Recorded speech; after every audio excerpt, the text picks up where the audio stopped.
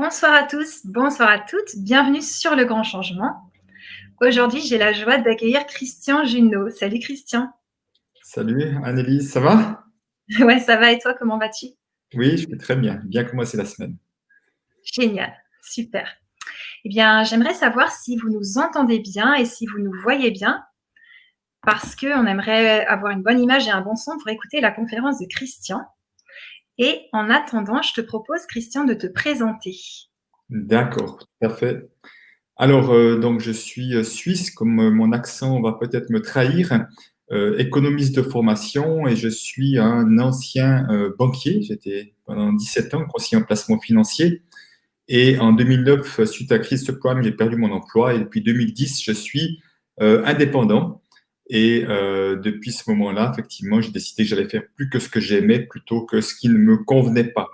Et je me suis spécialisé en communication non violente, particulièrement à cette époque-là, et même avant cette époque-là. Je suis formé en constellation systémique et familiale.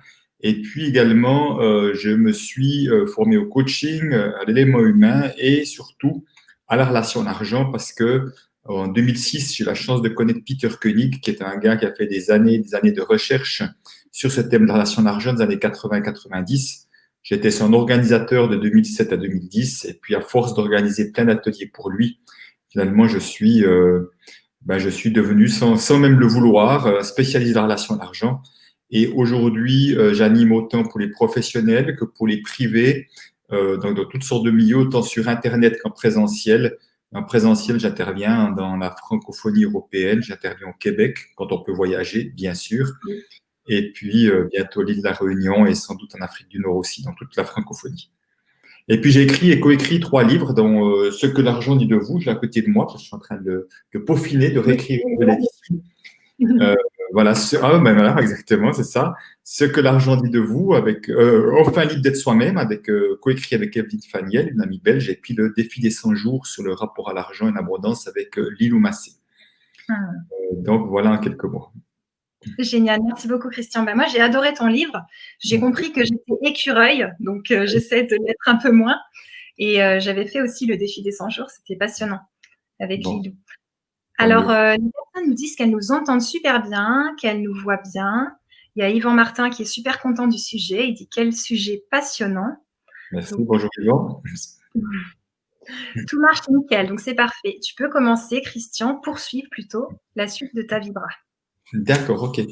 Alors, en fond, qu'est-ce qui se passe avec pourquoi ce thème, la relation à l'argent, est un thème si sensible et si tabou? Parce que c'est ça, au fond, une des grandes problématiques, c'est que c'est un sujet très, très tabou, en francophonie en tout cas. Le problème des sujets tabous, pour moi, j'en vois deux autres, c'est entre autres la mort et la sexualité. C'est que moins on en parle, plus ça prend de la place dans nos vies. Justement parce qu'on n'en parle pas, ça prend beaucoup de place, voire même beaucoup trop de place dans nos vies. Parce qu'on n'en parle pas, chacun garde un peu que ses comportements pour lui, comme ça, avec un peu de crainte, de gêne, voire de honte parfois. Et au fond, ce que je vois, c'est que je pense qu'il y a, à mon avis, 90-95% des personnes qui ne sont même pas conscientes qu'ils ont une relation à l'argent, puisque on n'en parle pas comme si ça n'existait pas.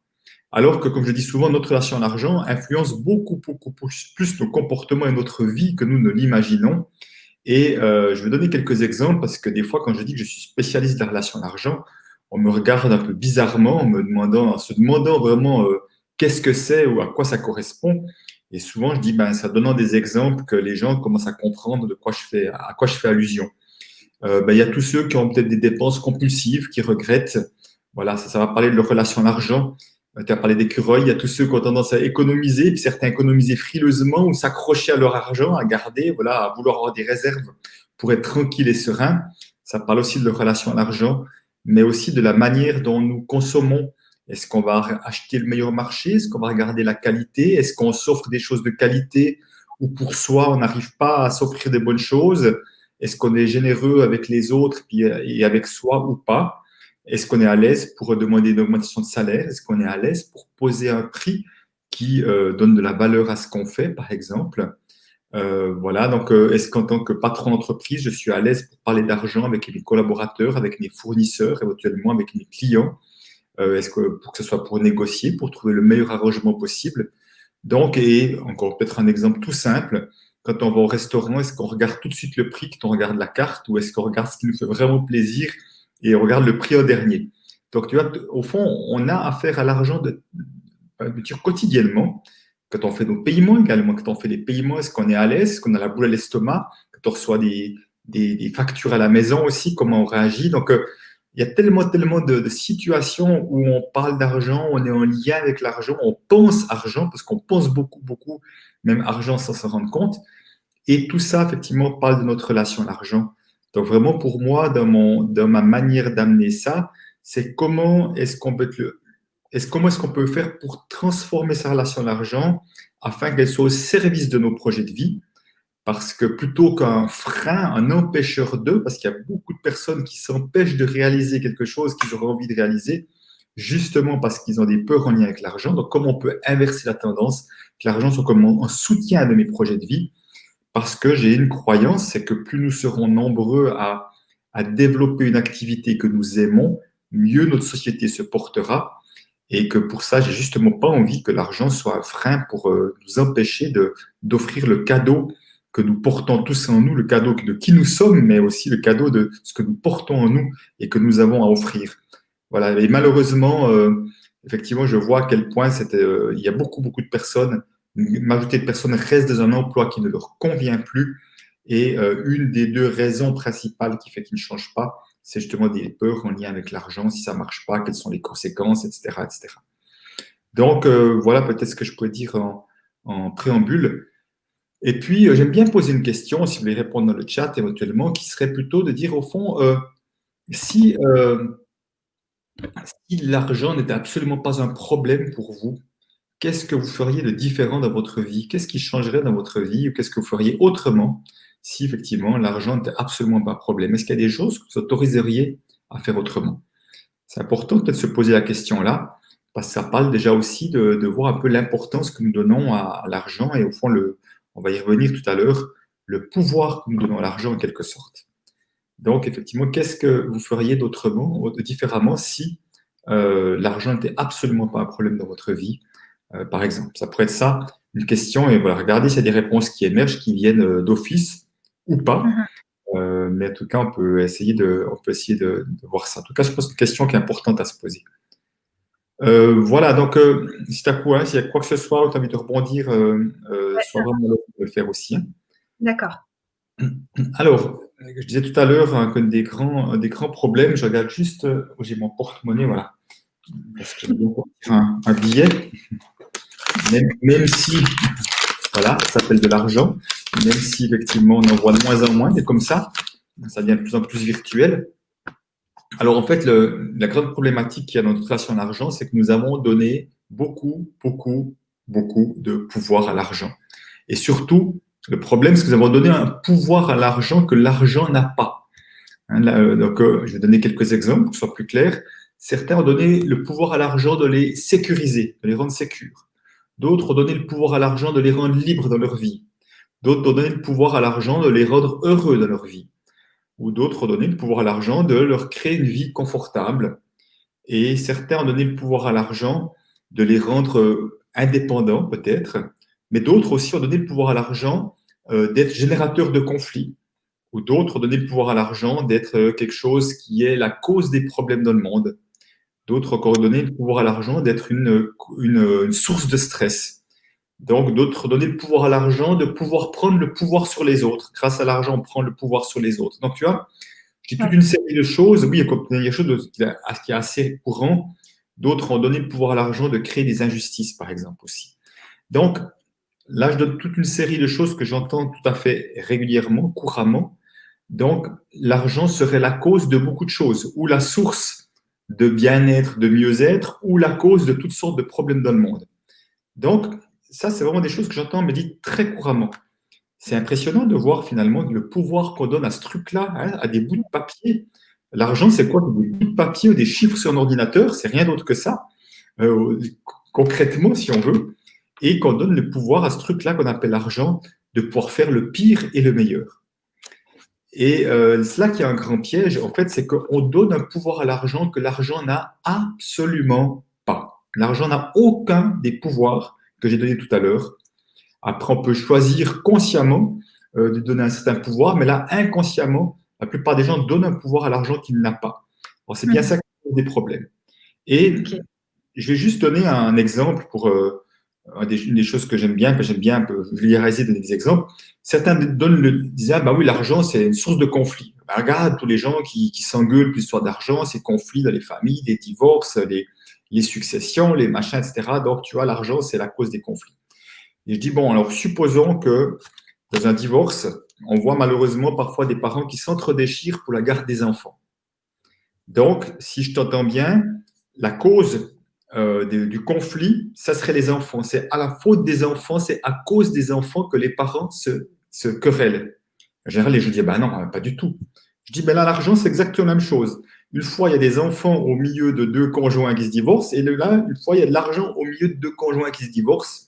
Donc, c'est pas plus la faute à l'argent que c'est la faute aux enfants. Donc, il y a d'autres choses qui se jouent à un autre niveau qui fait qu'on va utiliser les enfants, malheureusement.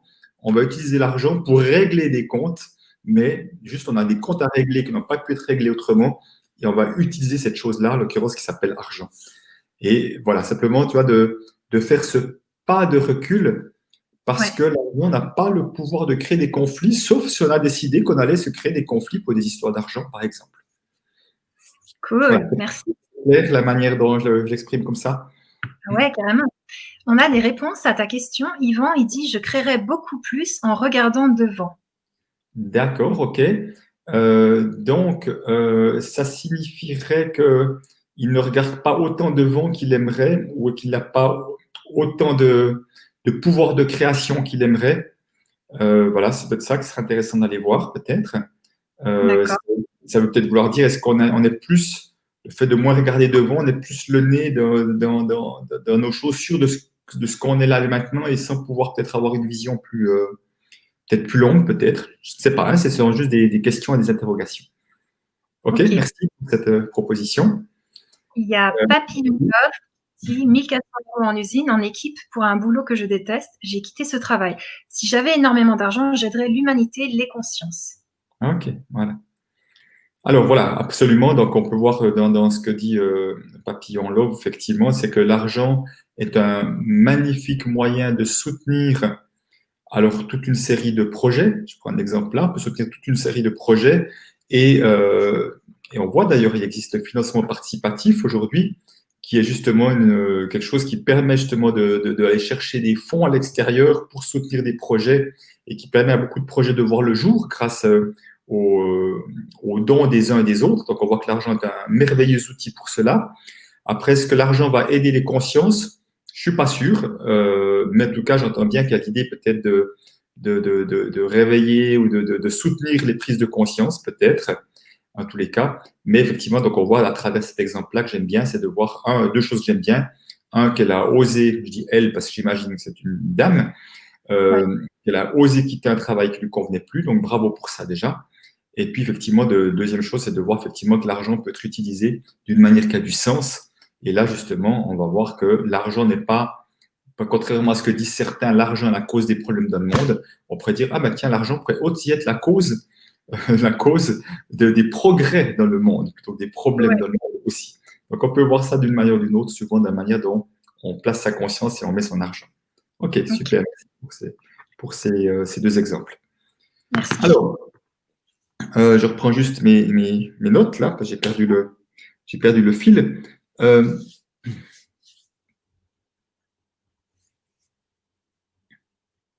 Voilà, donc en fait, pour moi aujourd'hui, c'est quoi?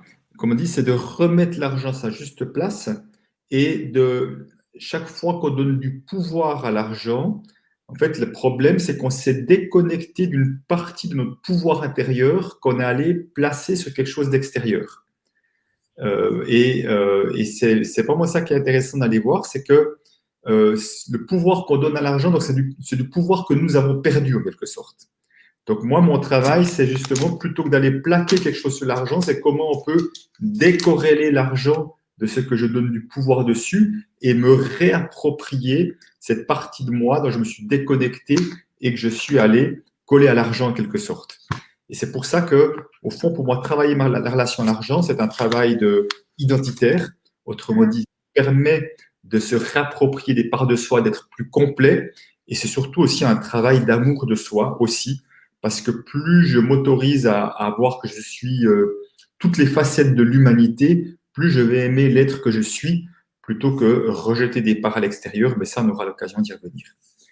Alors, dans ses travaux de recherche, Peter Koenig disait, mais au fond, l'argent, c'est quoi?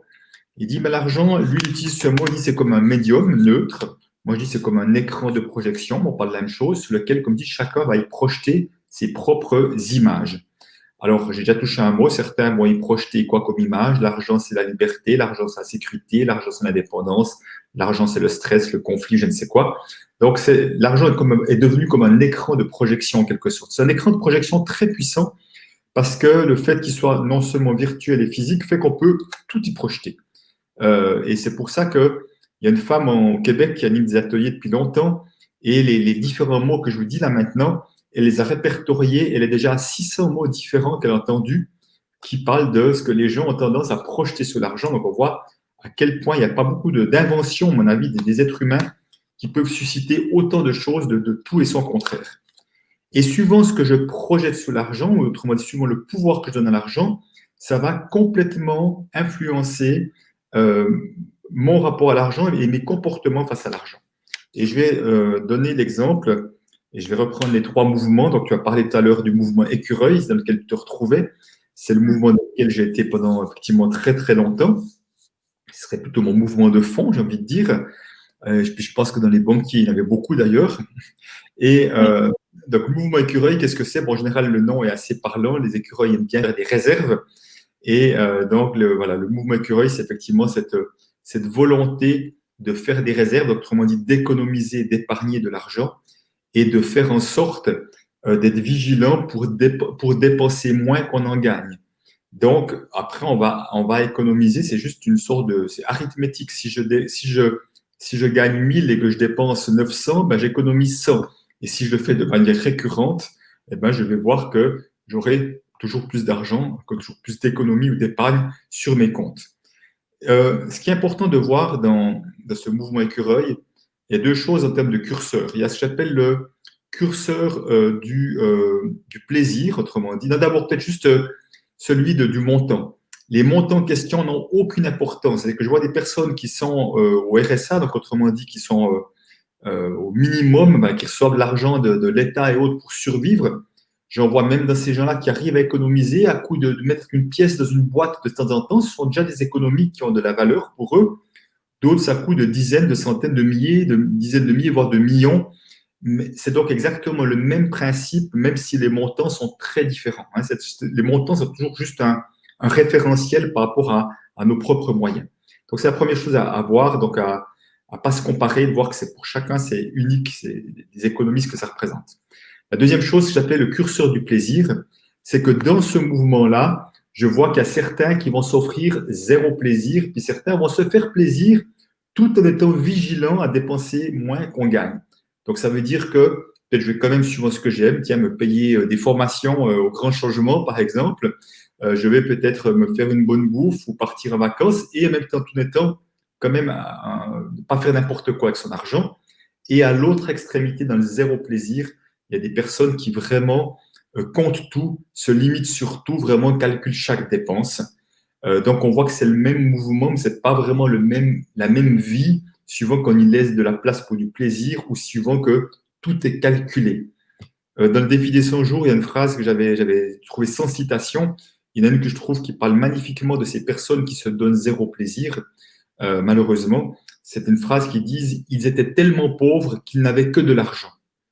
Et j'aime beaucoup cette phrase qui paraît très provocatrice. Enfin, j'ai connu des clients qui avaient beaucoup d'argent comme conseiller en placement financier qui étaient exactement là-dedans, qui comptaient tout, ils touchaient à chaque dépense, c'était vraiment, leur faisait mal au ventre, donc tout était calculé.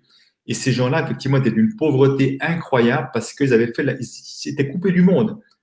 On peut imaginer que quelqu'un qui est comme ça n'est pas très attrayant, donne pas très envie à fréquenter si chaque dépense est une prise de tête ou un calcul où on essaie de dépenser le moins possible. Donc, simplement pour dire, c'est le même mouvement. Celui qui a 0 plaisir, forcément, va économiser plus vite que l'autre, mais simplement, malheureusement, vont passer à côté de leur vie la plupart du temps. Alors, qu'est-ce qui fait qu'on est dans ce mouvement écureuil? Ce sont des personnes qui ont une ou plusieurs projections uniquement positives sur l'argent. Je vais prendre deux exemples les plus courants, argent égale sécurité et puis argent égale liberté. Je vais peut-être prendre ces deux-là et puis voilà, je vais un petit peu les expliquer en quelque sorte. Hein. Alors, la première fois, le premier peut-être sécurité, c'est quand même le plus courant. En tout cas, en Suisse où je suis, ça c'est vraiment un mot très fort, argent et sécurité. Et puis, qu'est-ce qui se passe en fait? C'est que on va créer, ça c'est le fonctionnement que j'ai eu pendant des dizaines d'années. On va créer inconsciemment, parce que tout ça est inconscient, la grande majorité des personnes n'ont pas conscience de ça, même si leur fonctionnement est proche de ce que je vais raconter. Autrement dit, on va créer un lien de dépendance qui est ma sécurité dépend du montant de mes économies, où je suis sécure seulement si j'ai de l'épargne. Donc, tu vois, donc il y a une sorte d'amalgame qui est fait entre l'argent et ma sécurité, c'est comme si c'était une seule et même chose. En fait, hein. Donc, qu'est-ce qui se passe? C'est que quand je dis courir après l'argent, ça peut paraître un peu péjoratif, quand je dis ça, c'est pas l'idée, mais enfin, on va rechercher à vouloir économiser et épargner, avec plus ou moins de vigilance, plus ou moins de force, sans savoir qu'au fond, ce qu'on est en train de courir après, c'est pas l'argent, c'est sa sécurité. Et pourquoi est-ce qu'on court après sa sécurité et qu'on plaque sa sécurité sur l'argent? Il y a une seule et unique raison, c'est parce que intérieurement, on manque de sécurité intérieure, qui est souvent en lien avec l'estime de soi, avec la confiance en soi dans sa capacité à faire face aux événements de la vie, voire même aussi l'amour de soi. Et que s'il y a quelque chose qui n'est pas suffisamment habité à l'intérieur, c'est-à-dire qu'on est vite insécure, vite désécurisé ou insécurisé, on va essayer de compenser ça en général très souvent sur l'argent, ça pourrait être d'autres choses en l'occurrence. Donc, en courant après l'argent, comme moi je l'ai fait pendant très longtemps, cherchant d'avoir toujours plus d'économies, comme ça marchait pas, j'avais quelques dizaines de milliers, puis j'étais toujours aussi stressé, tendu, toujours aussi stressé en famille, parfois avec mes enfants, avec les histoires d'argent. Je me disais, avec un peu plus, ça ira mieux, puis avec un peu plus, ça ira mieux. C'est une course sans fin. Et même mes clients millionnaires, voire multimillionnaires, étaient exactement comme moi. Même les millions ne suffisaient pas à les rassurer. Ils étaient encore insécures parce qu'il y a une bonne raison, c'est que l'insécurité est quelque chose qui est à l'intérieur, l'argent est quelque chose qui est à l'extérieur. Il n'y aura jamais quoi que ce soit à l'extérieur qui pourra compenser ce qui nous manque à l'intérieur.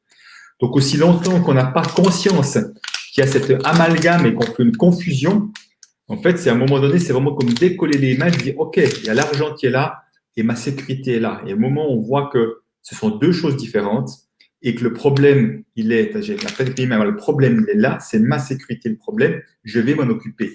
Mais aussi longtemps que, comme je pensais, beaucoup d'autres pensent que le problème, il est vers l'argent, donc on cherche à avoir plus d'argent, et comme ça ne marche pas, on se dit toujours qu'il faudra un peu plus, ça marchera mieux.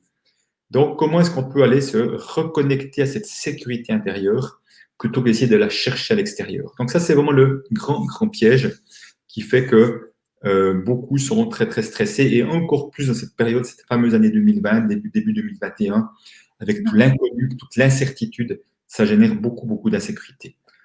L'autre grand classique, c'est argent égale liberté. Donc les gens pensent qu'ils seront libres seulement si, hein, c'est vraiment seulement si, je suis sécure seulement si j'ai de l'argent, je suis libre seulement si j'ai de l'argent aussi. Et là aussi, on restreint la liberté à une question d'argent. Et on va voir que c'est beaucoup, beaucoup trop restrictif.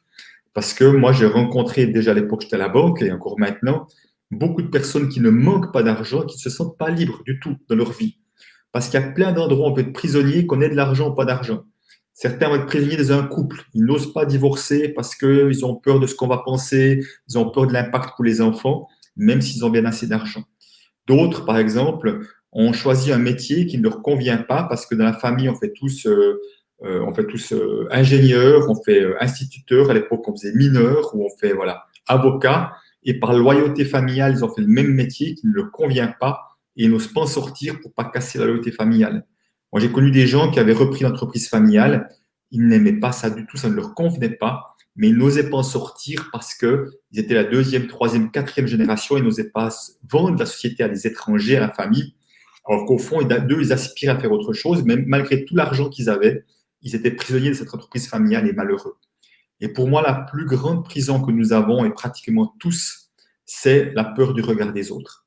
Combien de choses faisons-nous faisons-nous par peur du regard des autres, ou combien de choses n'osons-nous pas dire par peur du regard des autres, par exemple, des choses comme ça qui fait que qu'on ait beaucoup d'argent ou pas, on ne se sent pas vraiment libre d'être qui nous sommes, de se déployer tel que nous voulons, d'oser juste être dans l'énergie qu'on a envie d'être, quel que soit ce que les autres pensent. Donc, pour moi, la vraie liberté, je pense qu'elle est vraiment là, dans cette capacité à être détaché de ce que les autres vont penser et de faire ce qui est bon et aligné pour moi. Donc, encore une fois, on voit que la liberté est déjà quelque chose d'intérieur. Oser être libre de faire ce qui me semble juste pour moi, comme disait Vol Papillon, quitter un emploi alors que d'autres y restent accrochés par peur, mais ça peut être quitter un conjoint, un partenaire dans un couple qui ne fonctionne plus, ça peut être également partir voyager. Il y a des gens qui partent voyager avec rien du tout en poche, ou pratiquement rien en poche. Donc il y a des gens qui diront, le jour où j'aurai un certain montant, je ferai ce voyage. Et puis d'autres qui disent, non, moi je fais ce voyage, je vais me débrouiller. Lilou Massé est un bel exemple pour ça aussi, qui a commencé à faire son tour à l'époque, elle a perdu son job. Début des années 2010 aussi, elle n'est pratiquement pas de sous du tout, elle est partie voyager en disant je me débrouillerai bien. Donc on voit qu'il y a autre chose qui se passe à un autre moment. Donc ça c'est le mouvement effectivement écureuil. Donc vous voyez, quelle que soit la projection positive qu'on a sur l'argent, c'est une partie de nous dans laquelle nous sommes déconnectés. Voilà, j'espère que c'est clair. On va juste prendre un temps pour le deuxième mouvement. Alors, toi qui as lu le livre, j'ai changé de nom depuis. Je l'ai appelé le mouvement, avant j'avais appelé saboteur, mais ce n'est pas tout à fait le bon mot, j'ai appelé repousseur. C'est des personnes qui ont tendance inconsciemment à repousser l'argent à distance. Autrement dit, quand l'argent vient à eux, ils le gardent à distance. Alors, je vais d'abord donner quelques comportements typiques. Le comportement typique, ça sera quoi? Ça sera par exemple des personnes, je vois dans les entrepreneurs, des personnes qui font du super job, qui ne facturent pas. Si on ne facture pas, l'argent ne va pas arriver, qui ne contrôlent pas les entrées d'argent, qui n'envoient pas de rappel.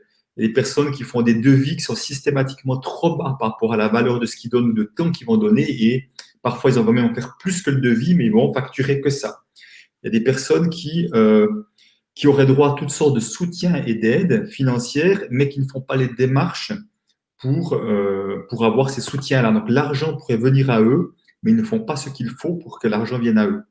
Il y a des personnes qui, inconsciemment, vont même parfois choisir que des métiers qui sont mal payés, malheureusement des métiers souvent dits féminins, ce que je peux voir. Il y a des personnes ça va même aller plus loin pour être sûr de ne pas avoir affaire à l'argent, même faire que du bénévolat. Alors, j'ai rien contre le bénévolat, surtout pas, mais de voir à quel point ça peut partir d'un rejet de l'argent. En tout cas, j'ai eu l'occasion d'intervenir 2-3 fois dans des milieux bénévoles et j'ai vu à quel point les personnes de ce mouvement que je décris sont très présents dans les milieux bénévoles. J'intervenais à l'époque à la Haute École Sociale à Lausanne et je me souviens, la directrice disait, en fait, il y a beaucoup de gens qui viennent comme deuxième ou troisième métier se former et qui disaient, je ne veux plus avoir affaire à l'argent. Je ne veux plus avoir affaire à l'argent. Donc, ils venaient dans un métier pour rejeter l'argent parce qu'ils ne voulaient plus entendre parler d'argent. Donc, ça parlait bien de ce côté burk en quelque sorte. Et puis, à l'extrême, j'ai eu quelqu'un, j'en parle souvent parce que c'était vraiment un bel exemple, qui disait moi, je suis le Gaston Lagaffe de l'immobilier. J'arrive jamais à signer les contrats. Jean-Claude Duss, il n'arrive pas à conclure. Et puis, il disait c'était incroyable parce que chaque fois que j'étais prêt à signer un contrat, il y avait un truc qui se passait, j'oubliais d'envoyer les documents, je disais une phrase qui générait du doute. Enfin, il disait, je voyais bien que c'est moi qui sabotais l'affaire, j'étais payé à la commission et que quelque part, c'était incroyable, c'était moi qui sabotais. Donc, systématiquement, de par mes comportements, j'arrivais pas à attirer d'argent. Donc là, entre-temps, il a pu changer et puis maintenant, il a une très belle situation. Mais à l'époque, on a pu voir qu'il y avait autre chose qui se jouait pour lui à ce niveau-là. Qu'est-ce qui fait qu'on est dans ce mouvement à repousser l'argent? Ce sont des personnes qui ont une ou plusieurs projections uniquement négatives sur l'argent. Si je pense que l'argent est sale, que l'argent est une source de conflit, que l'argent c'est la cause des problèmes dans le monde, c'est normal que je n'en attire pas en abondance.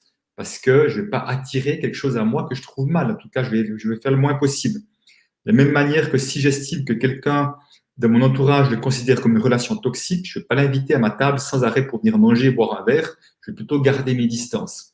Donc, en fait, c'est la même chose. C'est des personnes qui ont tendance à garder leur distance avec l'argent et en même temps qui sont coincées parce que c'est je n'aime pas l'argent et en même temps, j'ai besoin d'argent pour m'en sortir. Donc, une sorte de conflit intérieur. Donc, c'est des personnes qu'on va retrouver dans des situations financières compliquées, dans des situations plutôt d'endettement, de surendettement parfois, mais Il y a des gens qui me disent, je suis à moins 1000, moins 5000, j'arrive pas à en sortir. En général, sans arrêt, je suis dans les chiffres rouges. Bon, parfois, c'est caché parce qu'il y en a un qui serait repousseur, mais comme l'autre dans le couple écureuil, ça se compense. Mais ce sont des personnes qui, en général, si elles étaient seules, elles n'arriveraient pas à s'en sortir, en tout cas pas de manière durable, hein. Mais des fois, effectivement, avec les couples, c'est bien souvent des comportements différents. Donc voilà, peut-être pour donner juste quelques exemples, on pourrait bien sûr en dire plus, mais je crois on comprend déjà la grande tendance, hein. Ouais. Et le troisième mouvement, c'est le mouvement dit montagne russe. Mouvement montagne russe, comme son nom l'indique, des hauts et des bas. Donc des phases de hausse, comme le mouvement écureuil, des phases d'économie. Mais surtout, ce qui est intéressant de voir après, c'est que la phase, les bas se manifestent. Ce pas des gens qui ont fait des économies pour s'acheter un appartement ou pour partir faire le tour du monde et qui dépensent leur argent comme prévu. Ça, c'est juste un échange de valeurs, en quelque sorte. C'est vraiment les bas, ça se manifeste dans l'argent va foutre le camp, en quelque sorte. Inconsciemment, je dis bien inconsciemment, on va se débarrasser de son argent. Et là, il y a peut-être deux choses à voir avant que je donne un peu plus d'explications. C'est qu'il y a la notion de récurrence. Il y a des personnes pour qui ça arrive très souvent. Dès qu'ils ont un peu d'argent, un certain niveau d'argent, ils vont dilapider l'argent. Je dis dilapider, c'est pas forcément eux, hein, on va voir comment, mais l'argent va foutre le camp, autrement dit. Et puis d'autres pour qui ça va se passer 2, 3 fois dans leur vie, peut-être. C'est quoi une grande phase de hausse et puis une faillite, par exemple. Hein, moi, j'ai mon père qui a fait 2 faillites. C'est ça, 2 grandes phases de hausse, puis 2 faillites, tu repars à zéro, tu retombes, puis tu repars à zéro. Donc, mon père était vraiment là-dedans, en fait, dans ce mouvement montagne russe. D'autres, effectivement, ça va peut-être m'arriver qu'une fois dans leur vie. Une grande phase de hausse, tout à coup, moi, j'ai eu des clients qui ont dû fuir un pays en guerre, ils ont tout laissé sur place, ils se sont retrouvés à zéro. Mais parfois, ça peut être un divorce qui se passe mal, ça peut être un accident, hein, un accident de vie et autres qui fait que, boum, on se retrouve à zéro alors qu'on avait une grande hausse. Alors que pour certains, c'est de manière beaucoup plus récurrente. Et pourquoi c'est de manière plus récurrente, et je reviendrai après tout à l'heure à ça, c'est parce que je vois qu'il y a beaucoup d'êtres humains qui ont des plafonds de verre. Des plafonds de verre, c'est comme des limitations qui s'autorisent à avoir. Autrement dit, je prends un exemple, si inconsciemment, pour moi, avoir 10 000 euros d'économie, c'est beaucoup, c'est énorme, ça me paraît énorme pour moi, en tout cas par rapport à la valeur que je me donne et ce que je pense mériter, eh ben, inconsciemment, chaque fois que je vais arriver à 10 000 euros, eh ben, il va m'arriver un truc où moi-même, je vais agir de cette manière qui fait que l'argent va refoutre le camp, si on veut, d'une manière ou d'une autre. Alors, si on regarde un peu comment l'argent fout le camp, ça peut être intéressant de prendre quelques exemples parce que les exemples sont absolument innombrables. On va voir des personnes qui vont eux-mêmes dilapider l'argent, ce que j'appelle les dépensiers compulsifs. Hein, ceux qui ont des dépenses compulsives et des gens qui me disent oh, c'est dingue, c'est plus fort que moi. Dès que j'ai de l'argent, il faut que je m'en débarrasse. Mais le problème, c'est que ces gens-là dépensent de l'argent pas d'une manière qui amène d'une plus-value de manière durable. Ils dépensent de l'argent d'une manière qui est vraiment plus fort qu'eux pour toutes sortes de choses, des fois mais des gens qui disent c'est dingue, j'achète des choses chères, ça peut être des habits, ça peut être des bijoux, je trouve ça même pas beau, des meubles ou des œuvres d'art. Puis arrivé à la maison, je dis mais qu'est-ce qui m'a pris? Je trouve ça même pas beau, je sais pas quoi en faire, par exemple. Ça peut être des choses comme ça.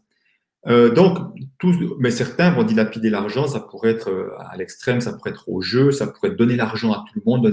Cet après-midi, j'anime un atelier, une personne qui me disait dès que j'ai de l'argent, je le donne aux autres. C'est une manière de se débarrasser de son argent. Et il n'y avait pas pour elle, ce n'est pas de place pour elle en l'occurrence. Et puis après, il y a tous ceux qui vont attirer des situations où l'argent va foutre le camp. Qu'est-ce que ça veut dire? Ça veut dire qu'il y a des gens qui me disent ah ben c'est dingue, dès que j'arrive à un certain niveau d'économie, il m'arrive une tuile. Un problème de la maison, un problème de la voiture, une facture d'impôt en plus à payer, je ne sais pas quoi. Donc, c'est comme s'il n'y a pas de place pour l'argent plaisir. Il y avait vraiment tout de suite de l'argent refoutait le camp. Donc, en quelque sorte, on attire ce genre de choses. Il y a des personnes qui vont dire, waouh, c'est dingue, j'ai attiré 2, 3 hommes de ma vie et chaque fois, ils ont dilapidé mes économies. Ça peut être des hommes avec des femmes, la même chose. Hein, il y a des choses qui se rejouent. J'attire quelqu'un dans ma vie ou alors, systématiquement, dès que j'ai de l'argent, je le prête à des personnes qui ne sont pas dignes de confiance et qui ne vont pas me le rembourser, par exemple. Ou voilà. Donc, et j'ai vu des gens qui ont aussi dans le milieu du business, qui sont fait passablement rouler, parfois aussi, acheter des maisons en Espagne dont la première pierre n'a jamais été construite. Les gens ont déjà dépensé 10, 20 000, 30 000, 50 000 euros qu'ils n'ont jamais vu en retour. Mon père, dans sa deuxième faillite, il a attiré un associé qui a vraiment dilapidé l'argent. Voilà, mais il n'a pas mis dans les comptes. Et quand il a mis dans les comptes, c'était trop tard. Donc, on attire parfois les personnes ou les situations qui fait que l'argent va foutre le camp, on va investir juste avant que la bourse se pète la figure ou que le scandale Madoff éclate, qu'on a juste investi là-dedans avant. Enfin, tout ce genre de choses-là, voilà, de manière bien sûr inconsciente, il n'y a jamais la volonté de dilapider son argent. Mais voyez que les exemples, je pourrais en citer plein, tellement j'en vois, ils sont vraiment très, très nombreux. Donc, qu'est-ce qui fait qu'on est montagne russe? En fait, vous verrez, c'est logique et cohérent. C'est des personnes qui ont au moins une projection positive sur l'argent, phase de hausse, et qui ont au moins une projection négative sur l'argent, phase où on se débarrasse de son argent. Donc, comme une sorte de conflit intérieur qui est j'aime et j'aime pas l'argent. J'ai envie d'argent et j'ai pas envie d'argent. Et voilà, donc ça veut dire que c'est un peu compliqué à l'intérieur, c'est un petit peu plus complexe comme mouvement de ce point de vue-là. Mais ça peut se manifester, donc en général, donc les phases de hausse, je dis les phases de hausse, ça peut être quel que soit le montant, mais à l'extrême, c'est vraiment l'extrême que j'ai vu. J'interviens à HEC à Paris, et une femme me disait un jour, je ne m'y retrouve pas dans ces mouvements. Je dis, ah bon, elle me dit, moi, dès que j'ai de l'argent, je le dépense. Donc elle était avocate, elle avait donc aucun problème à gagner de l'argent, donc contrairement au repousseur qui a des problèmes à attirer de l'argent à lui, donc elle a attiré de l'argent à elle, mais elle dit, sitôt que j'ai de l'argent, je le dépense. Je disais, mais dépenser d'une manière qui a du sens, qui vous fait plaisir. Elle dit, non, pas du tout, c'est du grand n'importe quoi. Donc, vous voyez, c'est la montagne russe la plus, c'est la Lucky Luke de la dépense que j'ai jamais vue. Donc, l'argent n'avait pas le temps d'arriver dans son porte-monnaie, qui était déjà dépensé. C'était tac, tac, tac, tac, tac, tac. Vous voyez, c'était comme ça. Alors, pour d'autres, c'est une grande phase de hausse et puis la chute verticale. Donc, c'est le même mouvement, mais c'est juste, ça se manifeste un peu différemment. Voilà, je ne sais pas s'il y a si c'est clair, si vous vous retrouvez dans un de ces trois mouvements plutôt que dans l'autre. C'est vraiment notre situation financière. C'est vraiment la situation financière qui va permettre de voir dans quel mouvement on est plutôt. Super. Il y a des questions, mais peut-être on va les voir un peu après. Alors, si c'est un de ces mouvements que je ne vous ai pas clair, on peut la prendre tout de suite, je ne sais pas. Ouais. C'est pas des questions sur ça. Ok, d'accord. On regardera ça plutôt après, volontiers. Okay. Moi, juste, je parle beaucoup et ça me donne soif. Ouais. Quand on parle d'argent, pour avoir du liquide sur soi, hein, c'est important. C'est ça. Mais c'est très clair, les trois mouvements, on sait à peu près dans lequel on est, en général. C'est assez flagrant. Il n'y a pas un quatrième mouvement, il n'y en a vraiment que trois? Alors, bonne question. Alors oui, c'est amusant parce que j'ai fait pendant un certain temps des conférences, on ne me posait jamais la question. Jusqu'à un jour, j'étais à Lyon, je me souviens, quelqu'un dit, bon, c'est bien joli ces trois mouvements, mais il n'y en a aucun qui est vraiment gagnant, même si a priori, on pourrait se dire c'est mieux d'avoir de l'argent que de pas avoir d'argent. Mais au fond, même si on a de l'argent puis qu'on est stressé, on voit que c'est quand même pas confortable. Peter Koenig n'avait pas défini le quatrième mouvement, mais je l'ai défini à la seconde même. On m'a posé la question, on dit oui, il y a un quatrième mouvement. Et ce quatrième mouvement n'en est pas vraiment un. Autrement dit, pour être dans ce quatrième mouvement, ça demanderait d'être sorti de l'autre mouvement, autrement dit, de cesser de projeter inconsciemment quelque chose sur l'argent. Juste voir l'argent pour ce qu'il est, autrement dit, à quoi il sert. Et puis, ça veut dire quoi? Ça veut dire que dans ce quatrième mouvement, qui pour moi demande quand même, à mon avis, c'est ma perception, je ne dis pas que c'est la vérité, deux conditions. Un minimum d'estime de soi, quand même une construction intérieure quand même déjà assez bien établie.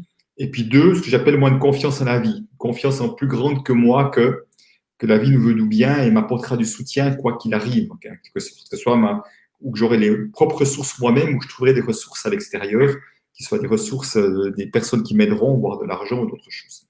Les fameuses coïncidences, les bonnes rencontres au bon moment, autrement dit. Je pense que c'est deux conditions qui soutiennent vraiment pour être dans ce mouvement-là. Donc, dans ce quatrième mouvement, ça veut dire quoi? Ça veut dire qu'on peut se concentrer pleinement sur ce qu'on aime, sur ce qui nous passionne, et il se peut effectivement, en fonction de notre business, c'était le cas, par exemple, pour moi, cette année, où mes activités sur Internet ont très bien fonctionné. D'un coup, il s'avère que la conséquence, en plus, j'ai beaucoup moins voyagé, donc moins de frais.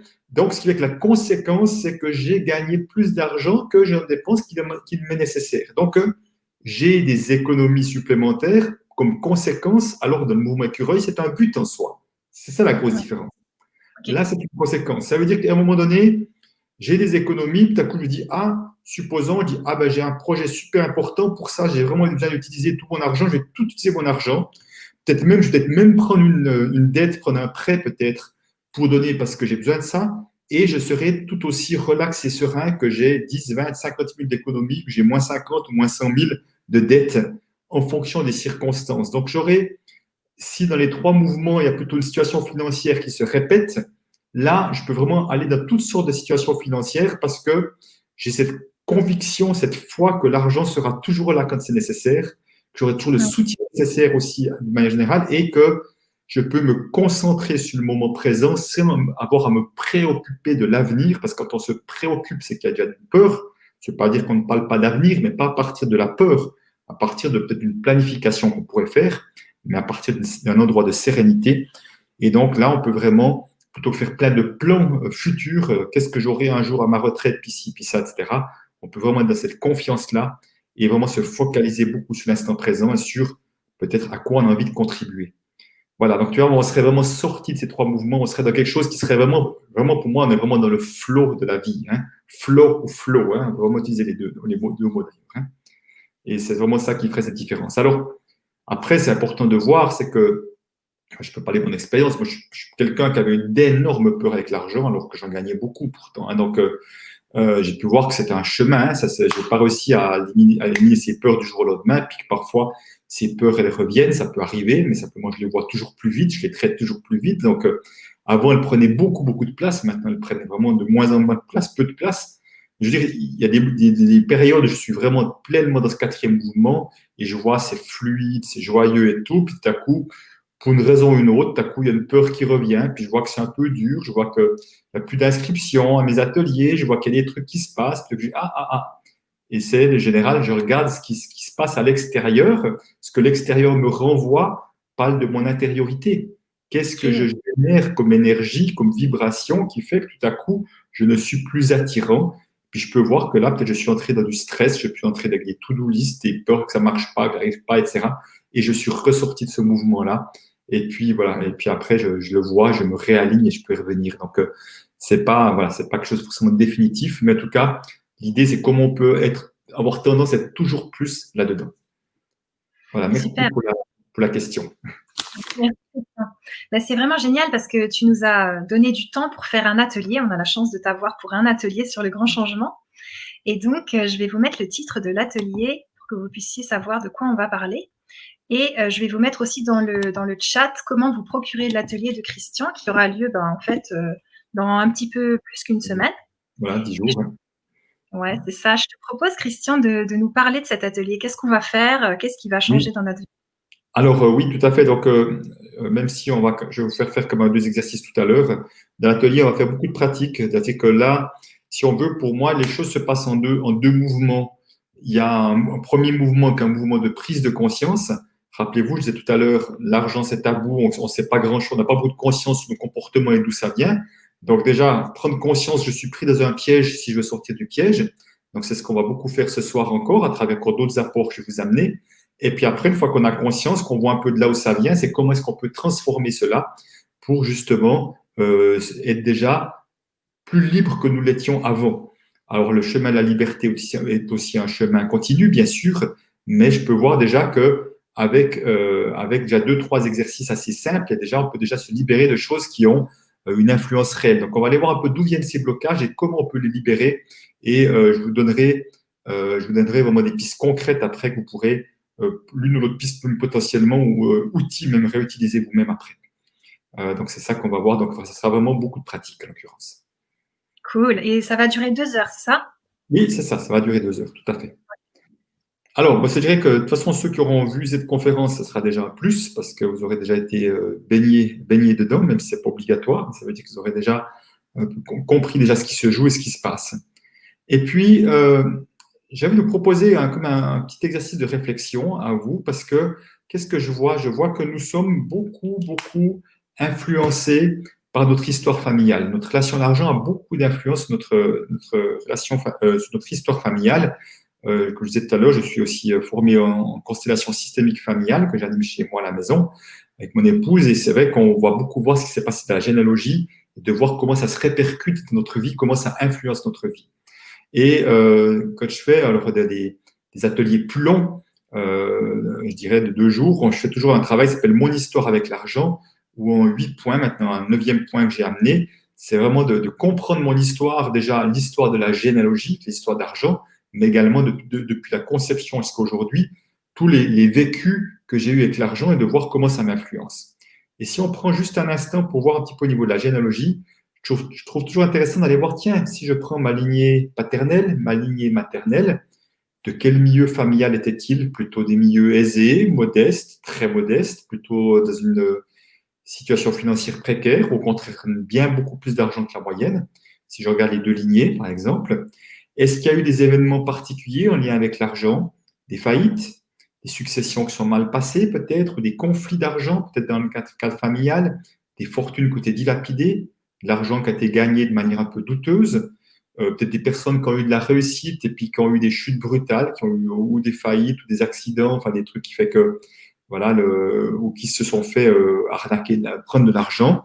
Est-ce que, ouais, est-ce qu'on a été volé? Est-ce qu'il y a des gens qui ont volé? Enfin, on peut voir ça un peu sous l'angle de l'argent. Et puis pour les dames, en général, j'aime bien leur proposer d'aller dire, tiens, regardez les femmes de la lignée féminine, votre mère, votre grand-mère maternelle, peut-être votre tante aussi, de voir, tiens, est-ce qu'elles se sont autorisées à se déployer pleinement ou pas?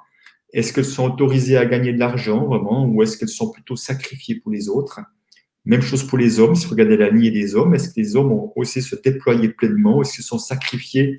Ils ont fait le gros dos pour ramener de l'argent à la maison, même s'ils n'aimaient pas ce qu'ils faisaient. Pour voir, parce que je vois très souvent qu'il y a des histoires qui se rejouent, ou parfois de génération en génération, parfois ça peut sauter d'une autre génération, mais l'histoire se rejoue. Donc, ce serait important d'aller voir ça, un peu ce qu'il y a, et toutes les situations de surendettement, bien sûr aussi, si ça a été le cas. Donc, je vous laisse peut-être juste 1 ou 2 minutes comme ça, en silence, de réflexion. Et puis après, vous pouvez seulement noter dans le chat ce qui vous vient, des choses qui vous viennent aussi, comme ça, on pourrait éventuellement, je pourrais rebondir là-dessus.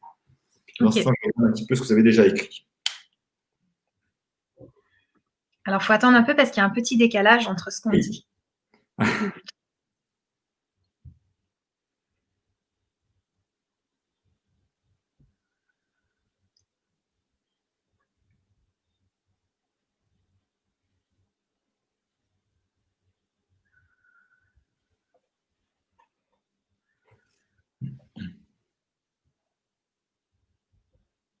On reprendra les questions depuis en haut, au bout d'un petit moment.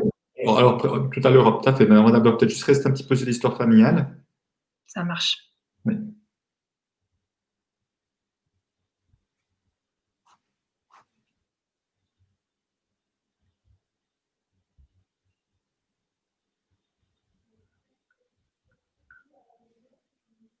Faut qu'on attende un peu parce que là, ça vient pas tout de suite. D'accord.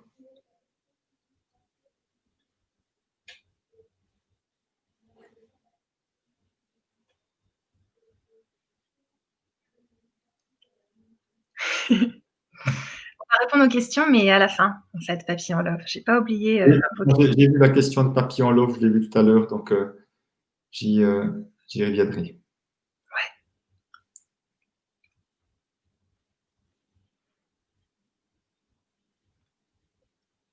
Et puis celle d'Yvan également par rapport à aimer l'argent, très intéressante, importante cette question. Ouais. Ah, là, on a une réponse de Sabine qui nous dit faillite, vol, non-épanouissement des femmes. Alors, non-épanouissement des femmes, ok, oui. Ok, oui, faillite, vol, non-épanouissement des femmes, ok. Donc, c'est intéressant d'aller voir effectivement si elle-même a de la difficulté à s'autoriser à s'épanouir pleinement, où il y a une sorte de limitation qu'elle se donne. Et puis, c'est la peur, effectivement, de peur d'être volée ou de passer pour voleuse également. Ok. Il y a Anna qui nous dit mon arrière-grand-mère immigrée dans un autre pays pendant la Seconde Guerre mondiale. Elle a dû repartir de zéro. Puis sa fille, ma mère, s'est mariée avec un millionnaire qui a fait faillite. Ok, donc là, ce qui est intéressant dans ce que partage Anna, c'est la loyauté de sa mère qui finalement, alors que, vous voyez, à un moment donné, l'arrière-grand-mère immigrée repart à zéro, et puis sa fille, donc ma mère, s'est mariée comme millionnaire, donc à première vue, elle change de situation, puis non, il y a faillite, on retombe à zéro aussi. Donc c'est comme si par loyauté, on va revivre des mêmes situations, même si ça se manifeste de manière très différente, c'est comme s'il y avait une sorte de loyauté à cette aïeule qui avait vraiment peut-être très courageusement, effectivement, immigré, et cette loyauté fait qu'on va se limiter à ça. Donc, des magouilles avec l'argent, donc ok, Vanessa, donc il y aurait des personnes qui auraient il y aurait des personnes effectivement qui auraient magouillé, auraient vécu des magouilles peut-être. Alors oui, la remarque de Seb, je vais y venir avec grand plaisir. Euh, Après, mais pour l'instant, je reste juste sur l'histoire familiale, je viens après. Alors, Super. voilà, je me limite, j'ai été volé, j'ai fait faillite. OK, OK, je me limite, j'ai été volé et j'ai fait faillite. OK, Sabine. Donc, je prends Ouais. juste. Sabine avait mis plus haut. Voilà, faillite, vol. Voilà. OK, donc non épanouissement des femmes, d'accord. OK, donc c'est Ouais. vraiment. OK, ben effectivement, donc on peut voir ça. Oui, les femmes dans la famille sont toujours sacrifiées. En même temps, du côté des hommes, personne n'a vraiment choisi son métier ni eu l'abondance financière. Ok, alors je dirais en règle générale, on est plus attiré par on est plus attiré par le même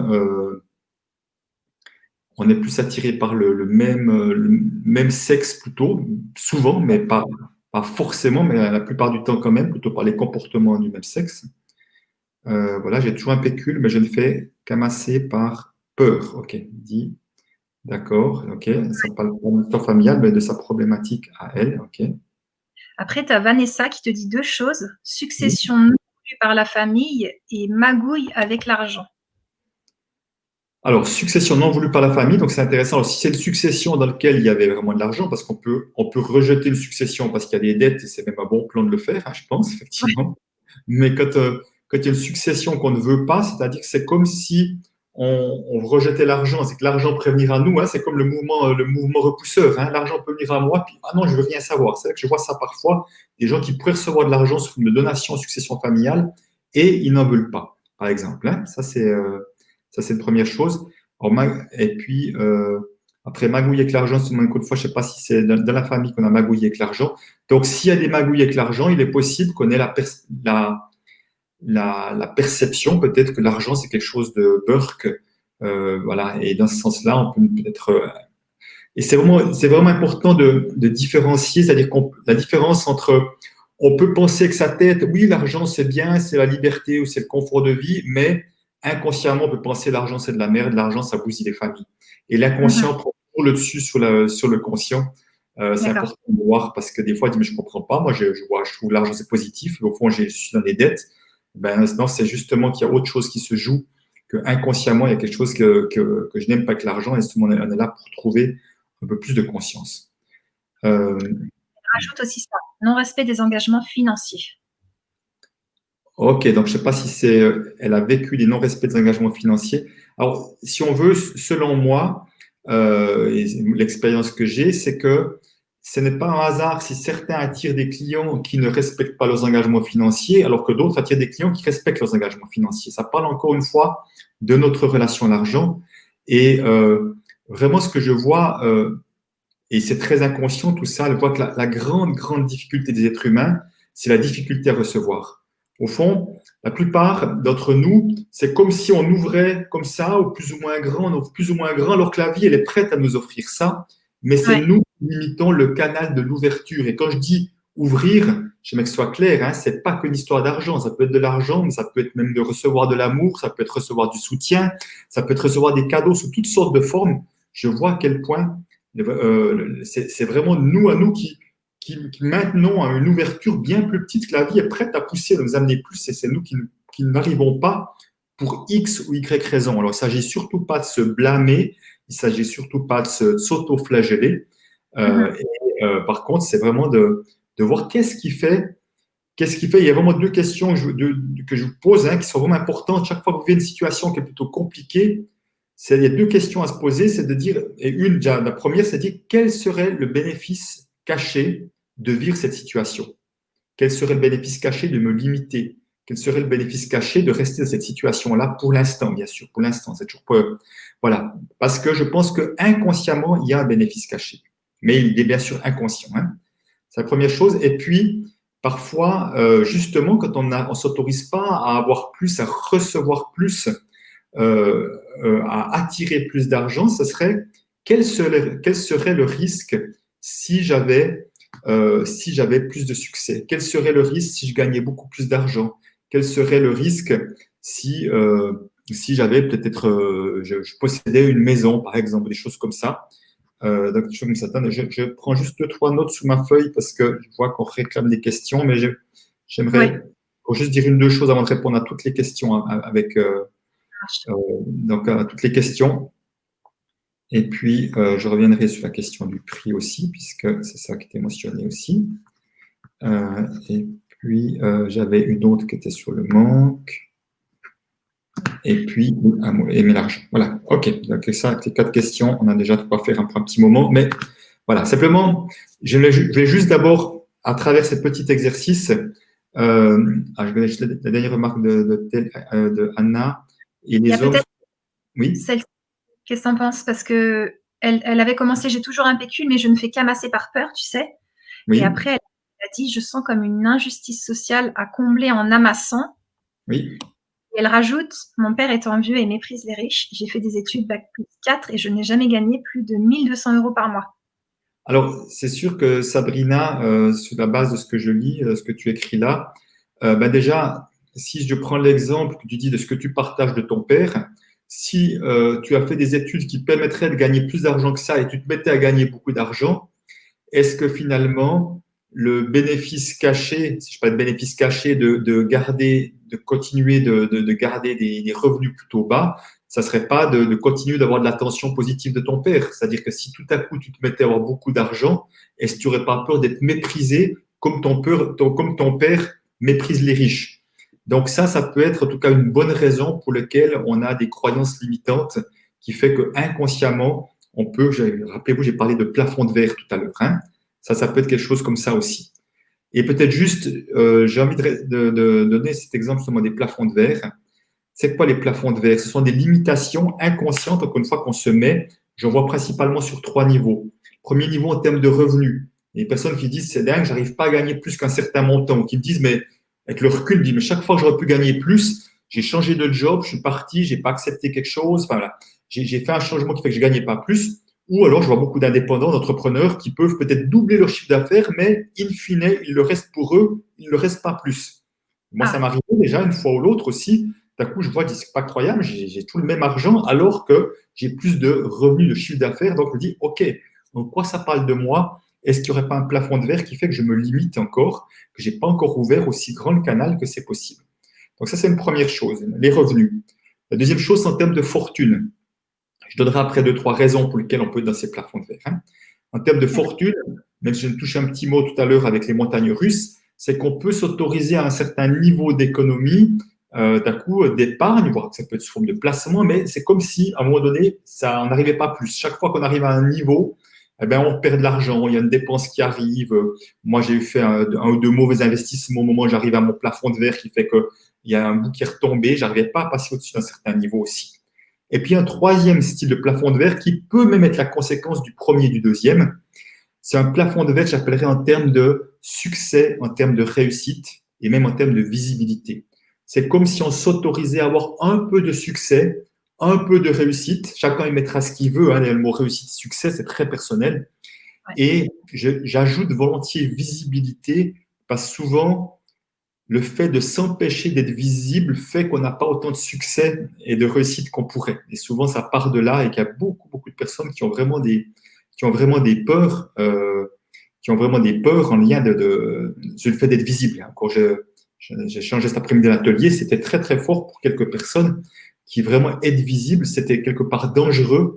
Donc, si je reste dans mon coin, mais automatiquement, j'ai également peu de succès, peu de réussite. Alors, si on reprend un petit peu tout ça pour voir un peu d'où ça peut venir, je dis bien d'où ça peut venir, je mets ça au conditionnel parce qu'il y a de multiples raisons, mais je vais donner quand même un peu les raisons principales. Quand on a peu de succès ou peu de réussite, pour reprendre ces 2 exemples-là, c'est qu'il peut y avoir, par exemple, dans la généalogie, l'une ou l'autre personne qui a eu une grosse réussite et qui en a payé le prix. Une faillite, un accident mortel ou un accident qui fait une maladie grave ou je ne sais pas quoi, ou qui s'est mal comporté peut-être, voilà, qui a vécu des choses difficiles alors qu'il y avait de la réussite. Il est possible que inconsciemment, dans la généalogie, on porte le truc, ou là, avoir du succès, de la réussite, c'est dangereux parce qu'on pourrait, voilà, j'avais cet après-midi à l'atelier quelqu'un qui avait été tué même pour son argent. Donc, la personne, avoir de l'argent, c'était hyper dangereux, même ça faisait 3 générations en arrière, hein. Et c'était tout le temps, c'était comme ça pour tout le monde. Donc, en fonction de ce qui s'est passé, ça peut être ça. Mais ça peut aussi être parce que je viens peut-être d'une famille ou de généalogie où vraiment les personnes ont plutôt vécu assez chichement, financièrement parlant, qu'il y a peu d'argent, peu de moyens, qu'on ne s'est pas autorisé peut-être à avoir grand, et par loyauté familiale, je m'autorise à faire un petit peu mieux, mais pas trop, parce que trop, j'aurais peut-être peur d'être comme rejeté du clan, hein, d'être banni en quelque sorte, et qu'il y a le petit peu mieux qui est acceptable. Mais parfois, je disais, il y a la peur des conséquences également. Ça peut être des jalousies, par exemple, parce que c'est sûr que si je prends le succès, la réussite comme une échelle dans laquelle on monterait, on parle d'échelle sociale, plus je monte de barreaux, plus je tombe de haut. Ça fera plus mal. C'est sûr que si je suis avant tout basé sur surtout ne pas prendre de risques, eh ben, je vais pas m'autoriser à avoir beaucoup de succès. Je fais une vidéo sur YouTube chaque semaine et celle que j'ai faite, qui est sortie hier, qui était issue d'un Facebook Live, c'était petit risque, petit succès. C'est clair que si je prends un tout petit risque financier, je prends un tout petit risque, j'aurai un petit succès derrière. Parce que c'est juste, alors que si je suis prêt à prendre un risque beaucoup plus grand, mon succès potentiel pourrait être beaucoup plus grand. Il n'est pas assuré, bien sûr, mais parce que je suis prêt à donner plus, je pourrais recevoir plus. Alors que si je base avant tout sur surtout pas risquer, eh ben, j'aurai pas grand-chose derrière parce que, à un moment donné, si j'ai du succès, je risque de tout perdre. Donc, comme je veux éviter de la souffrance, eh ben, ça passe. Je suis piégé moi-même par ça. Donc, la notion de visibilité, il n'est pas rare que ce soit même des histoires déjà de naissance. Combien de fois je vois des personnes qui sont arrivées à un mauvais moment où les parents n'étaient pas mariés. Je prends cet exemple-là parce que j'ai souvent vécu. Et puis les parents se sont vite mariés. Il fallait surtout que l'enfant ne soit pas visible pour éviter la honte. Donc, il porte déjà, hein, il porte inconsciemment, être visible, c'est dangereux, ou être visible, ça peut apporter la honte. Mais parfois, la visibilité, ça peut venir du fait qu'on a peut-être un aïeul qui était dans la résistance et qui devait être caché. S'il devenait visible, il était en danger de mort. Et qu'on porte cette histoire qu'être visible, c'est très dangereux également, par exemple. Donc, il peut y avoir de multiples raisons qui fait qu'on ne va surtout pas s'autoriser d'être visible. Donc, tout ça, en fait, on voit, si on s'autorise peu de succès, pas d'être visible, ça peut avoir des conséquences sur le fait qu'on ne gagnera pas trop, qu'on va se limiter également de ce qu'on va gagner ou avoir comme argent. Mais on peut se limiter également parce que si dans ma famille, on disait des trucs comme, par exemple, les riches sont des malhonnêtes, les riches sont des profiteurs, un peu ce qu'on voyait dans la remarque tout à l'heure, et c'était quelque chose qui était dit ou sous-entendu, j'aurais peur d'avoir trop d'argent, que ce soit en termes de fortune, en termes de revenus, parce que j'aurais peur de passer pour riche, donc pour malhonnête, donc pour profiteur. Si je viens d'une famille où on était syndicaliste, ouvrier, on était communiste, c'est sûr que je serais aussi freiné par ces croyances et ces perceptions-là et que je vais me limiter, par exemple. Mais parfois, on est aussi pris par des croyances qu'on a dit de nous qu'on n'arriverait jamais à rien, par exemple, des phrases assassines qu'on a entendues ou qu'on a toujours dit, mais de toute façon, tu feras jamais mieux que ton frère, tu feras jamais mieux que ta sœur. Vous voyez, ce genre de limites qu'on a entendues et que malheureusement, on a cru. C'est pas ce qu'on entend qui est important. Le problème, c'est quand on le croit que c'est important. Hein, et qui fait qu'on pense qu'on ne mérite pas. Donc, au fond, tout ça, ça parle de nos capacités à sortir peut-être des sentiers battus quand tu es balisé par les autres avant nous de la généalogie. Et encore une fois, d'ouvrir, de voir à quel point, sans exception, chacun d'entre nous, nous méritons toute l'abondance de la vie. Et l'abondance de la vie, c'est largement plus qu'une question d'argent. J'aimerais que ce soit bien, bien clair à ce niveau-là. Hein. Voilà peut-être ce que je voulais dire par rapport à ces croyances limitantes. Je ne sais plus pourquoi je suis parti là-dessus d'ailleurs. Mais voilà, c'est important. Est-ce qu'on peut remonter le chat peut-être pour répondre aux questions? Qu'en penses-tu, Christian? Alors oui, on peut y aller. Alors Vanessa, je le vois tout en bas, l'éducation du être raisonnable peut être fortement limitatrice. Mais oui, quelque part, être raisonnable, ça veut dire que il y a ce qui est raisonnable, mais pas trop, comme trop, on est dans la modération, hein, dans être raisonnable. Donc, comment on peut être dans une forme de folie, mais la bonne folie, en quelque sorte, le génie, de toute façon, de la folie derrière. Hein. Alors, à la dit, je me rends compte que parfois, il faut investir sur soi-même si on n'a pas l'argent, et l'argent, alors, même si on n'a pas l'argent, et l'argent revient, c'est ce que je découvre en ce moment. Voilà, et effectivement, c'est cette notion de confiance en la vie. Alors, je ne vous dis pas que c'est ce que vous devez faire, mais j'entends régulièrement des témoignages de gens qui disent « je me suis même inscrit à une formation sans avoir l'argent, et j'étais certain que j'aurais l'argent le moment voulu, Et effectivement, l'argent est arrivé de manière tout à fait inattendue. Donc, c'est comme un acte de foi. Mais c'est important que ça soit un acte de foi, parce que si c'est un truc avec la tête, mais qu'au fond de moi, j'y crois pas, ça va pas marcher, je peux vous dire. Hein. Donc, c'est chouette que tu aies pu vérifier ça, Vanessa. Alors, pour reprendre la question de papillon vol, attirez-vous l'argent avec la loi d'attraction ou avez-vous un autre moyen? Alors, je vais dire deux choses. La loi d'attraction, pour moi, alors qui est une loi de vibration, hein, pour moi, la loi d'attraction est une loi de vibration, c'est-à-dire que j'attire des choses de la même vibration que j'aimais, en quelque sorte. Donc, plus j'aimais des vibrations hautes, plus j'attire des bonnes choses. Et attraction, encore une fois, on est bien au-delà des histoires d'argent. Hein. Et à l'inverse, plus je suis d'une vibration basse, je suis négatif, je suis critique, je me juge, etc., plus j'attire des choses de la même vibration. Donc, la loi d'attraction, des fois, on dit, ah ben non, ça ne marche pas. Non, à mon avis, non, le problème, c'est peut-être pas le problème, c'est que ça marche 100% du temps. Simplement, ça marche peut-être pas comme on veut, mais ça marche tout le temps. Simplement, mais des fois, on se dit, ah ben non, ça marche pas, j'attire pas ce que je veux. Je dis, c'est possible, mais il se pourrait bien que avec la tête, on a envie de quelque chose, mais à un autre niveau, on vibre autre chose. Comme je disais tout à l'heure, si on vibre les riches sur des malhonnêtes, en soi, c'est sûr qu'on ne va pas attirer des millions si c'est ça qu'on vibre à l'intérieur. Ou si tout à coup même on gagne à l'euro million, parce que j'ai la chance de pouvoir intervenir auprès de gagnants à l'euro million, ils vont s'en débarrasser tout de suite cet argent-là, parce qu'ils ne vont pas vouloir passer pour riches. Donc, la loi d'attraction, bien sûr, est une loi qui existe en permanence, mais moi, mon travail, en quelque sorte, c'est plus d'aller travailler toutes les croyances limitantes, toutes les projections négatives sur l'argent qui empêchent justement d'arriver à s'ouvrir, à ouvrir plus grand, à recevoir les cadeaux de la vie. Et c'est vraiment plutôt ça et qui fait que la loi d'attraction fonctionnera encore mieux. Mais la loi d'attraction, pour moi, j'avais dire qu'on en soit conscient ou pas, elle existe. Et après, on peut l'utiliser plus en conscience, on peut être plus conscient de ça, sachant que ça fonctionne comme ça, d'être plus vigilant sur sa vibration, de mettre en place au quotidien des choses qui nous font vibrer plus haut. Donc, on peut effectivement l'utiliser comme une loi de la vie, en quelque sorte, un merveilleux outil au service de la vie à ce niveau-là, si on veut. Hein. Mais simplement, dans ce sens-là, c'est évident que si j'ai une foi dans mes projets, j'ai une belle vibration, eh ben, il y a du flow, comme je disais tout à l'heure, il y a du flow, ça arrive tout seul, etc. Il y a beaucoup, beaucoup de fluidité. Voilà, j'espère que ça répond à ta question. Alors, je remonte le chat.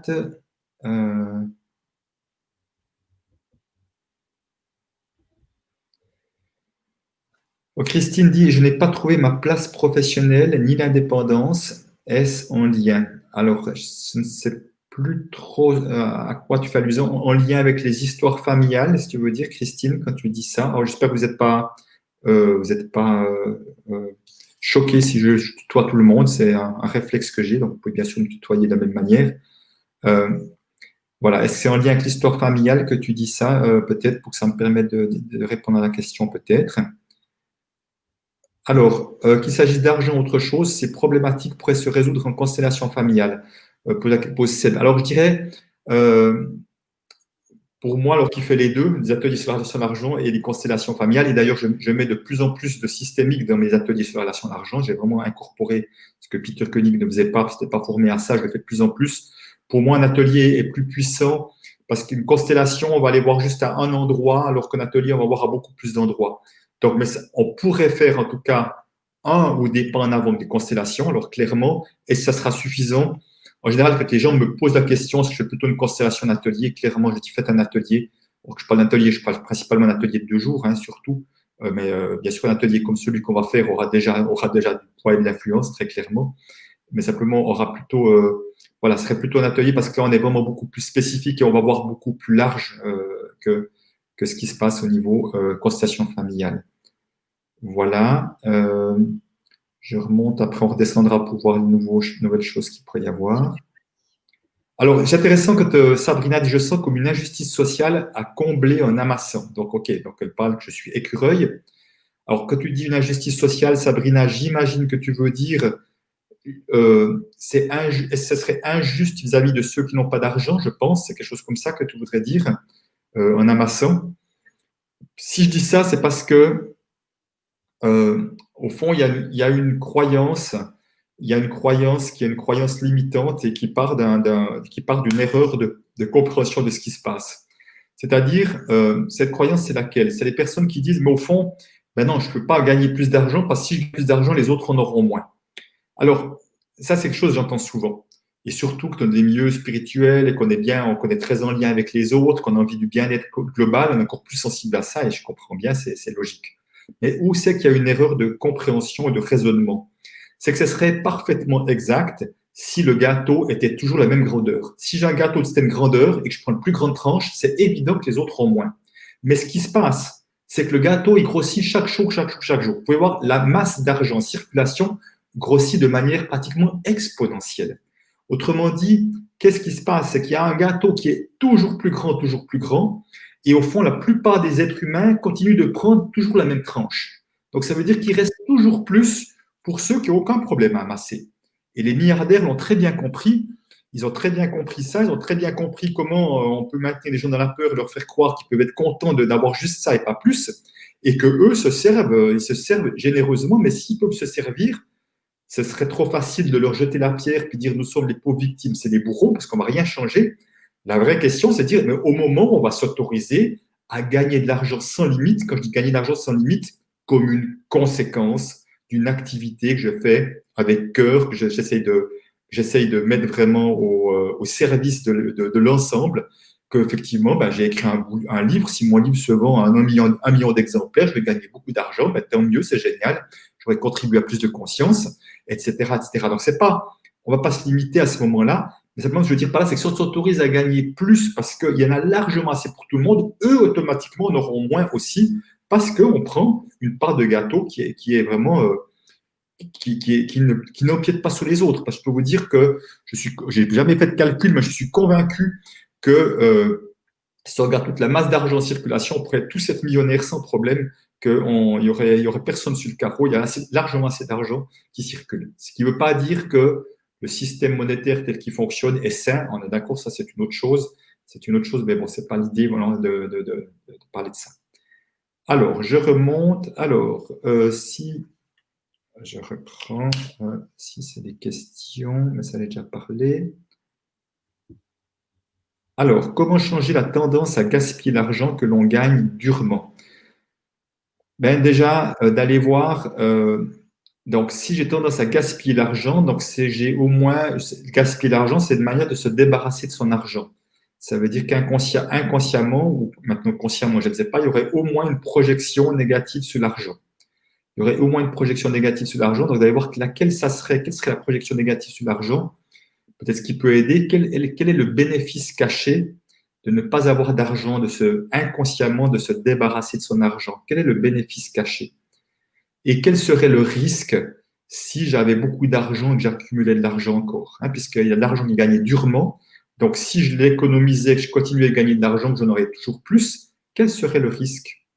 Donc, c'est vraiment important de se poser ces questions-là pour commencer à avoir des premières pistes, d'aller voir qu'est-ce qui se joue derrière de plus subtil qui fait que c'est ça qu'on vit de la matière. Hein. Il ne s'agit surtout pas de se culpabiliser, il ne s'agit pas de s'auto-flageller. La première chose, c'est de regarder, de prendre conscience, OK, ça c'est ce qui m'arrive, c'est pas drôle, c'est pas ce que j'aspire, mais pour l'instant, c'est comme ça. Alors, Seb, sur monétisation d'outils liés au développement personnel réservé à une élite, 50 € l'atelier, désolé, je décroche. Alors, c'est intéressant parce que là, dans le commentaire de Seb, alors j'imagine, parce que c'est ce que je comprends, il a l'air de dire, voilà, c'est très cher, c'est réservé à une élite. Voilà. Alors moi, quand j'entends que c'est cher, honnêtement, moi, je ne sais pas. Je ne peux jamais répondre à cette question. Quand on dit c'est cher, je dis, ah bon, c'est cher par rapport à quoi? C'est cher par rapport à quoi? C'est quoi la référence qui fait dire que c'est cher quand on ne sait même pas à l'avance ce qu'il y aura dedans? On ne sait pas à l'avance avec quoi on va ressortir. Moi, je n'ai pas de réponse à ça. Parce que des fois, on me dit, ah, mais tu sais, il y a des ateliers de développement personnel qui coûtent 200, l'autre qui coûte 300, l'autre 350. Alors pourquoi? Mais moi, j'ai fait plein d'ateliers de développement personnel, j'ai dépensé des dizaines et dizaines de milliers d'euros. Et il y en a qui, pour 200, qui sont beaucoup trop chers, puis il y en a pour 350 qui mériteraient 600. Ou pour 350 sont trop chers, puis pour 200 qui mériteraient 600. Je veux dire par là, pour moi, 2 jours n'est pas 2 jours. C'est-à-dire que tous les thérapeutes, ils peuvent tous vous faire la séance à 80 ou à 100 €, je ne sais pas quel montant c'est chez vous, mais simplement, il n'y aura pas tous les mêmes résultats, ils ne sont pas tous aussi efficaces, ils ne sont pas tous aussi pointus. Donc, voilà, j'entends que pour ta perception à toi, ça paraît cher, ça paraît réservé à une élite, Sébastien, et vraiment, j'accueille ça et Je respecte pleinement ton point de vue, mais pour moi, j'entends que c'est ton point de vue. Et au fond, est-ce qu'un changement d'une croyance limitante qu'il pourrait y avoir sur un atelier comme celui-ci pourrait pas te faire gagner, récupérer très largement plus que 50 euros? Alors, d'une manière générale, j'en suis absolument convaincu. Dans ta situation personnelle, je ne peux pas répondre pour toi, mais pour moi, c'est évident.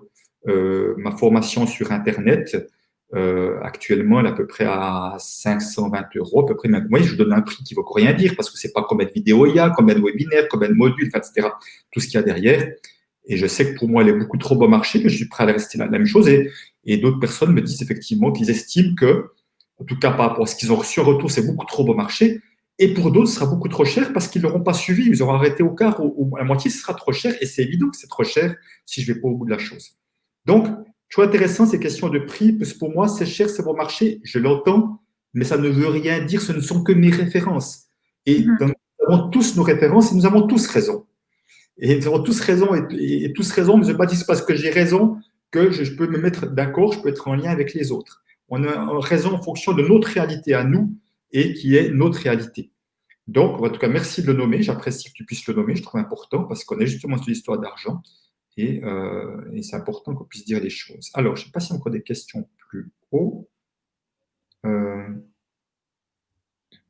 Ok, donc je vois le commentaire de Mati. Hein, je ne sais pas gérer mon compte. Je veux m'acheter trop de choses, mais pas assez d'argent pour me l'offrir. Donc, je n'arrive pas à mettre de côté. Donc là, vraiment, on voit qu'il y a effectivement, comme on disait tout à l'heure, quelque chose comme de repousser l'argent, en tout cas, d'avoir quelque chose vis-à-vis de l'argent qui n'est pas très positif. Comment plus stabiliser mes finances, réussir à éponger mes dettes, m'acheter ma maison, dit Seb, je me mets à mon compte et pourtant je culpabilise, je te présente un défi à plusieurs milliers d'euros. Alors, c'est important d'aller voir, quand tu dis tu culpabilises, Seb, ça veut dire que c'est-à-dire que est-ce que tu estimes, on parlait de prix tout à l'heure, intéressant, est-ce que tu estimes que ça n'a pas cette valeur-là? Est-ce que tu as peur qu'on dise de toi que c'est dégueulasse, que tu es un profiteur, que c'est du vol, tes prix, que c'est injuste? Est-ce que tu as peur qu'on puisse penser ça de toi? Est-ce que tu as peur que ce qu'on pourrait penser et dire de toi? Est-ce que. Voilà, c'est intéressant de voir qu'est-ce qu'il y a derrière parce que euh, culpabiliser, c'est déjà de soi à soi, c'est de dire ah tiens, je devrais pas, c'est trop, tu devrais faire un geste, je sais pas quoi. Voilà, donc ce serait intéressant d'aller voir qu'est-ce qu'il y a derrière pour que je puisse te donner un peu plus de réponses. Et puis voilà, donc réussir à éponger mes dettes. Alors la notion de dette, encore une fois, aussi longtemps qu'on reste dans une situation, quelle qu'elle soit, aussi inconfortable soit-elle, est-ce qu'il y aurait un bénéfice caché à rester dans les dettes? Dans mon livre, Ce que l'argent dit de vous, je disais par rapport aux dettes, parfois je vois que la notion d'être redevable, euh, la dette financière et je veux dire la partie visible. Hein. Moi, j'ai une dette vis-à-vis de la banque pour la maison que j'ai achetée. En Suisse, c'est différent. Il y a 30 ans, 25 ans, j'ai pris cette dette, j'ai rien remboursé. J'ai toujours la même dette, mais c'est une dette qui ne pose pas de problème par rapport à mes revenus. Mais là, j'entends bien qu'il y a une histoire de dette qui n'est pas confortable. Mais donc là, la notion de dette, c'est comme la partie visible de l'iceberg, en quelque sorte. Et j'aime bien aller voir dessous, de se dire, est-ce que la dette est là pour me rappeler qu'il y a quelque chose auquel je suis redevable? On peut être redevable de manière morale, on peut être redevable de plein de choses là. On peut être redevable par rapport à quelque chose qu'on a fait dans sa vie dans lequel on n'est pas à l'aise, dans lequel on peut avoir une dette morale, une dette de différentes manières. Et moi, ou alors de la généalogie, j'ai vu des situations où il y a des personnes qui s'étaient très mal comportées qui n'avaient jamais été reconnus, il n'avait jamais été reconnu le prix qui avait été payé par les personnes qui avaient subi ça. Et j'ai vu dans les générations qui suivaient des personnes être dans les dettes comme un rappel de nous devons reconnaître ce qui s'est passé un étage ou deux étages plus haut. C'était comme inconsciemment, on jouait une situation pour se rappeler qu'il y a quelque chose à régler dans la généalogie. Je ne sais pas si c'est clair quand je dis les choses comme ça. J'essaye, mais je ne sais pas si c'est clair. Toi, Seb, tu pourras en tout cas, n'hésite pas à revenir là-dessus. Voilà, je regarde, donc qu'est-ce qu'il y a d'autres choses qui ont été mises depuis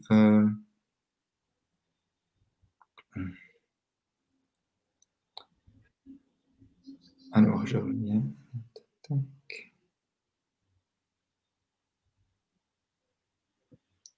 Ok, tant mieux, Vanessa, qui a dit qu'il y a des phrases, qui a fait un déclic. Voilà, et puis c'était gratuit en plus, Vanessa, pour ce soir, c'est parfait. Oui, Voilà. Alors, voilà, Sabrine, intéressant. Effectivement, mon père était syndicaliste et j'ai défendu cette cause. Voilà. C'est difficile vous savez, j'ai une femme l'autre jour que j'ai formé, je forme des groupes de spécialistes de la relation d'argent, 10 par année. Et une femme de ce groupe nous expliquait qu'elle a travaillé dans un syndicat. C'était un syndicat ouvrier, c'était incroyable les histoires d'argent qui se jouaient, quoi. Il y avait des caisses noires, il y avait des histoires d'abus de pouvoir entre eux dans le syndicat. C'est impressionnant de voir qu'il se jouait dans le syndicat exactement tout ce qu'on reprochait à l'extérieur. Mais simplement, après, les personnes qui sont dans les syndicats ne s'autorisent pas en général à gagner de l'argent parce qu'ils sont trop en décalage avec la cause qu'ils défendent en quelque sorte. Et donc, effectivement, je pense que Sabrina, ça peut être quelque chose euh, qui te, qui te pénalise, en tout cas aussi longtemps que tu n'oses pas être déloyal. C'est-à-dire que encore une fois, et j'espère qu'on a l'occasion d'y revenir, on peut gagner de l'argent, même beaucoup d'argent, et utiliser cet argent pour construire ce monde en pleine mutation, pour l'encourager, pour le défendre, pour l'accélérer même avec l'argent qu'on gagne. Je pense que l'argent est un formidable accélérateur quand on l'utilise au service de quelque chose. Martine dit, il ferait bon vivre si la monnaie d'échange serait la confiance ou la parole d'honneur. Oui, puis en même temps, j'ai envie de dire, on peut utiliser l'argent tout étant dans la confiance. Euh, on peut, pour moi, l'argent, j'aime bien voir le mot argent, art, trait d'union, Jean, en deux mots. Et c'est vraiment mon idéal, ça serait comment l'argent en général est quelque chose qui a beaucoup tendance à séparer les êtres humains les uns des autres. C'est pour ça que beaucoup de gens reprochent des choses à l'argent, parce qu'on voit que ça crée de la séparation des conflits, même comme si je l'ai dit au début, c'est pas l'argent la cause, c'est qu'il y a un autre enjeu derrière caché.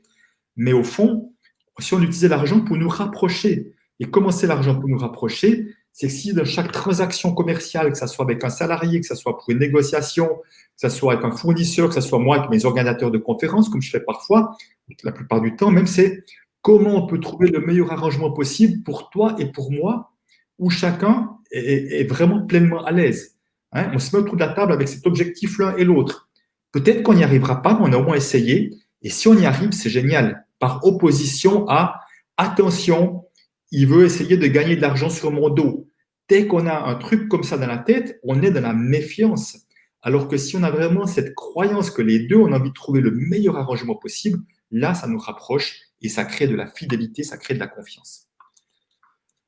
Alors, ce que je propose pour changer les croyances, c'est justement ce qu'on travaille dans les ateliers, entre autres, c'est justement on utilise beaucoup l'énergie des mots, MOTS, parce qu'en fait, ce que je vois, c'est que on va travailler sur les résonances corporelles et émotionnelles des mots, c'est-à-dire que à travers dire des phrases de guérison, il y a des choses qui se passent dans le corps, des tensions ou des libérations qui se passent, qui montrent ce qui est enquisté dans le corps, des choses qui sont conscientes ou pas conscientes d'ailleurs. Donc c'est vraiment avec un travail énergétique que je propose et qu'on va travailler. On ne s'occupe pas du mental parce que si on compte sur le mental pour changer nos croyances, on est mal barré, je peux vous dire.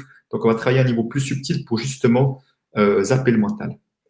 Voilà, Christine dit, j'ai beaucoup vu mes parents se chamailler à propos de l'argent, donc je peux très bien avoir la perception, argent égale source de conflit parce que c'est mon vécu. Et c'est mon vécu. Et à partir de là, je pourrais avoir tendance à garder l'argent à distance parce que je me dis, oh là, si j'ai de l'argent, j'aurai des conflits, donc je ne veux pas de conflit. Donc, inconsciemment, je n'aurai pas d'argent. Ça, c'est ce qui peut se passer. Je ne dis pas que c'est ce qui se passe pour toi, Christine, mais potentiellement, c'est ce qui peut se passer. Merci Christian. Là, donc, ça fait 1h20. Je devais te dire, je remets dans le chat et aussi tes réseaux sociaux, je vais les mettre. Oui, et puis, c'est vrai que je pense que je n'ai pas répondu, je n'étais pas remonté assez haut. Ouais. Il y avait la question, effectivement, d'aimer l'argent. Et Ouais. moi, j'aime beaucoup cette idée-là. Parce que Peter Koenig, mon mentor sur ce thème-là, dans une vidéo en anglais que j'aime beaucoup, qui est sur ma chaîne YouTube, il disait on ne peut pas avoir une relation saine à l'argent si nous n'aimons pas l'argent. Et la première fois que j'ai entendu ça, je peux vous dire, ça fait à l'intérieur de moi, je dis mon Dieu, aimer l'argent. Et vous voyez, je voyais aimer l'argent s'accrocher à l'argent. Et il y avait déjà une confusion. Je suis en couple depuis 43 ans. J'aime profondément mon épouse. Est-ce que je m'accroche à elle? Non, pas du tout. Plus les années passent, plus au contraire, on essaye de s'autoriser à être le plus libre possible, être le plus libre possible l'un et l'autre. On n'est pas en train de s'accrocher l'un à l'autre. Donc, c'est une confusion je peux aimer l'argent sans être accroché à l'argent, sans être dépendant de l'argent. Je peux aimer l'argent pour ce qu'il permet et je peux aimer l'argent pour effectivement ce qui me permet à moi, à mes proches, mais aussi ce qui permet dans ma contribution au monde. Et donc, je peux aimer ça. Donc, je pense vraiment que à ce niveau-là, c'est important, oui, d'arriver à aimer l'argent et d'aller voir quelles sont les histoires que je me raconte pour ne pas aimer l'argent. Quelles sont les histoires que je me raconte pour ne pas aimer l'argent. Voilà, donc ça peut être important d'aller voir ça parce que il n'y a aucune raison. Je peux aimer mon ordinateur parce qu'il me permet des choses extraordinaires, mon téléphone, mais ce n'est pas pour autant que je suis attaché à. Ce n'est pas la même chose. C'est vraiment important de différencier l'un ou l'autre. Donc, je peux aimer tellement de choses qui sont là dans ma maison autour de moi parce que ça m'est utile, ça me rend la vie plus belle, ça me rend service, ça me fait gagner du temps, etc. Ça même du confort, mais ce n'est pas que je suis attaché ou accroché à. Donc, oui, aimer l'argent, apprendre à aimer l'argent pour ce qu'il nous permet, effectivement, c'est absolument nécessaire. Mais au fond, ce que je vois, c'est que, encore une fois, je disais au début de cette conférence, de toute façon, le travail que je fais, c'est avant tout un travail d'amour de soi. Et plus je suis de l'amour de moi, moins je commence à me mettre des barrières pour retenir, etc., puisque je me vois, j'aime toujours plus l'être que je suis et j'ouvre toujours plus grand ma capacité à recevoir, parce que j'estime être en capacité de recevoir toujours plus, toujours avec toujours moins de limites. On peut dire ça comme ça, sachant que c'est un chemin.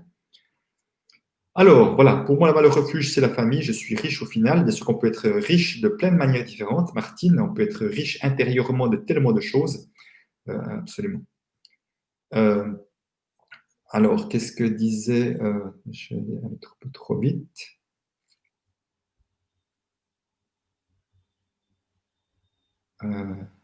Ok, la part du gâteau, ça vient parler à Mireille. Il existe cette idée qu'il faut batailler pour gagner, et c'est injuste, effectivement. Oui, une des grandes croyances que j'ai travaillé avec tout le groupe cet après-midi, parce que c'est une des fortes croyances qui est en lien avec l'argent, c'est il faut travailler dur pour gagner de l'argent. Ça, c'est une croyance qui est très fortement ancrée. Et bien sûr que dans les générations précédentes, ça a été leur réalité, mais c'est pas parce que c'était leur réalité qu'aujourd'hui, ça doit encore être la réalité. Est-ce que je suis obligé d'en baver, de gagner mon pain à la sueur de mon front? Non. Aujourd'hui, je peux faire des choses avec plaisir, gagner de l'argent. C'est une des grandes difficultés pour un certain nombre de personnes, c'est qu'ils ne s'autorisent pas à avoir du plaisir, gagner de l'argent. C'est comme si c'était indécent, voire obscène vis-à-vis de ceux qui souffrent au travail. C'est comme si ceux qui souffraient au travail méritaient de gagner de l'argent comme compensation à la souffrance. Alors que si j'ai du plaisir, c'est déjà tellement énorme. Si en plus je gagnais de l'argent, ce serait presque indécent, voire obscène. Peter Koenig avait cette jolie phrase, il disait « Moi, je trouve qu'on devrait être payé en fonction du plaisir qu'on a. Plus on a du plaisir, plus on devrait être payé. » Pourquoi? Parce que quelque part, ça amènerait les gens qui souffrent ou qui n'aiment pas à se poser des questions, à se dire « Est-ce qu'il n'y aurait pas moyen d'avoir plus de plaisir? En plus, ce serait mieux pour moi et je serais mieux payé. » Donc, on pourrait peut-être inverser la tendance, effectivement, et se dire « Au fond, ben oui, c'est bien parce que vous êtes d'accord avec moi que plus on a affaire à des gens qui ont du plaisir dans ce qu'ils font, plus c'est agréable quand même. Moi, je préfère quelqu'un qui a le sourire pour me servir à la boulangerie, au restaurant, quelqu'un qui tire la gueule. Je ne juge pas celui qui tire la gueule, je le regrette profondément pour cette personne-là. Mais plus nous serons nombreux à avoir la banane et le sourire dans ce que nous faisons, mieux notre société se portera, je suis convaincu. Ok, gagner 1 500 € et penser autrement, ça nous isole, vous savez. Dit Karine. Alors, je sais pas, est-ce que tous ceux qui gagnent plus que 1 500 € sont isolés? Ce n'est pas ma croyance en tous les cas. En tout cas, je connais beaucoup, j'ai beaucoup d'amis en France, mais en tous les cas, bien sûr que je peux voir que on peut parfois être mal à l'aise de gagner plus que la moyenne. Donc, si c'est le cas, c'est juste important de le voir. C'est quoi le malaise qui est derrière? Qu'est-ce qui fait que je suis mal à l'aise? Alors, bien sûr que je ne suis pas en train de dire que c'est juste qu'un gagne 100, 200, 500 ou 1000 à l'heure, puis l'autre gagne 10 ou 15 à l'heure. Je ne suis pas en train de dire que c'est juste. Je ne suis pas du tout en train de dire ça, qu'il y aurait plein de choses à changer. Et en même temps, si vous voulez, ce n'est pas en m'empêchant de gagner de l'argent que je vais aider les autres à gagner de l'argent. C'est vraiment la phrase de Marianne Williamson, ce n'est pas en m'empêchant de briller que je vais permettre aux autres de briller. Ce n'est pas différent. Au contraire, moi, je vois des personnes, comme dans ma formation sur Internet, sur Facebook, je suis très transparent sur ce que je vis et tous mes difficultés, mes succès, et que les gens apprécient de voir ça. Et au fond, on me dit, ah ben oui, en voyant que tu as cette réussite-là, ça nous dit, oui, c'est possible, oui, ça, c'est plutôt encourageant. Il y a toujours des gens qui vont vous jalouser, il y a toujours des gens qui vont vous juger. Si vous ne voulez pas être jugé, vous restez dans une boîte et vous ne vous montrez pas. À un moment donné, c'est vraiment que, rappelez-vous, j'ai parlé du détachement du regard des autres, c'est la vraie liberté pour oser être soi-même. Hmm. Voilà, donc Xi Chili Long me dit que ça j'ai déjà éclairé sur certains comportements, tant mieux. Euh, Blocage face à la vente d'une maison, le copropriétaire est toxique et propose un mandat avec un agent immobilier qui est également toxique. C'est le deuxième agent avec le même profil qu'on me propose. Ok, Vanessa. Alors, est-ce que tu as vraiment, vraiment, vraiment envie de la vendre, cette maison, plus profond de toi? Est-ce que tu as une perception négative des agents immobiliers? Hein, j'ai reçu un courriel aujourd'hui d'une personne qui a eu des gros problèmes, le chômage, lui retire ses rentes, etc. Et dans le courriel, elle me dit, j'ai toujours été méfiante vis-à-vis des autorités. OK, si j'ai la Ouais. croyance que les autorités me veulent du mal, eh ben, ma croyance crée ma réalité. Elle est exactement en train de, elle m'explique noir sur blanc ce qui lui arrive, c'est exactement en lien avec sa croyance. Donc, si j'ai une croyance parce que j'ai travaillé dans les banques les banquiers ont très mauvaise image, les agents immobiliers ont souvent très mauvaise image, parfois les garagistes aussi ont mauvaise image. Voilà. Donc, c'est sûr que si dans ta perception, les agents immobiliers sont des gens malhonnêtes qui veulent que gagner de l'argent, je ne sais pas quoi, tu vas attirer des personnes qui vont te conforter dans cette vision-là. Moi, je connais des agents immobiliers avec qui je travaillerai jamais. Je connais d'autres agents immobiliers qui sont, je trouve, profondément humains et qui ont vraiment envie de bien faire. Donc, je t'invite vraiment à poser cette question, à te poser cette question-là.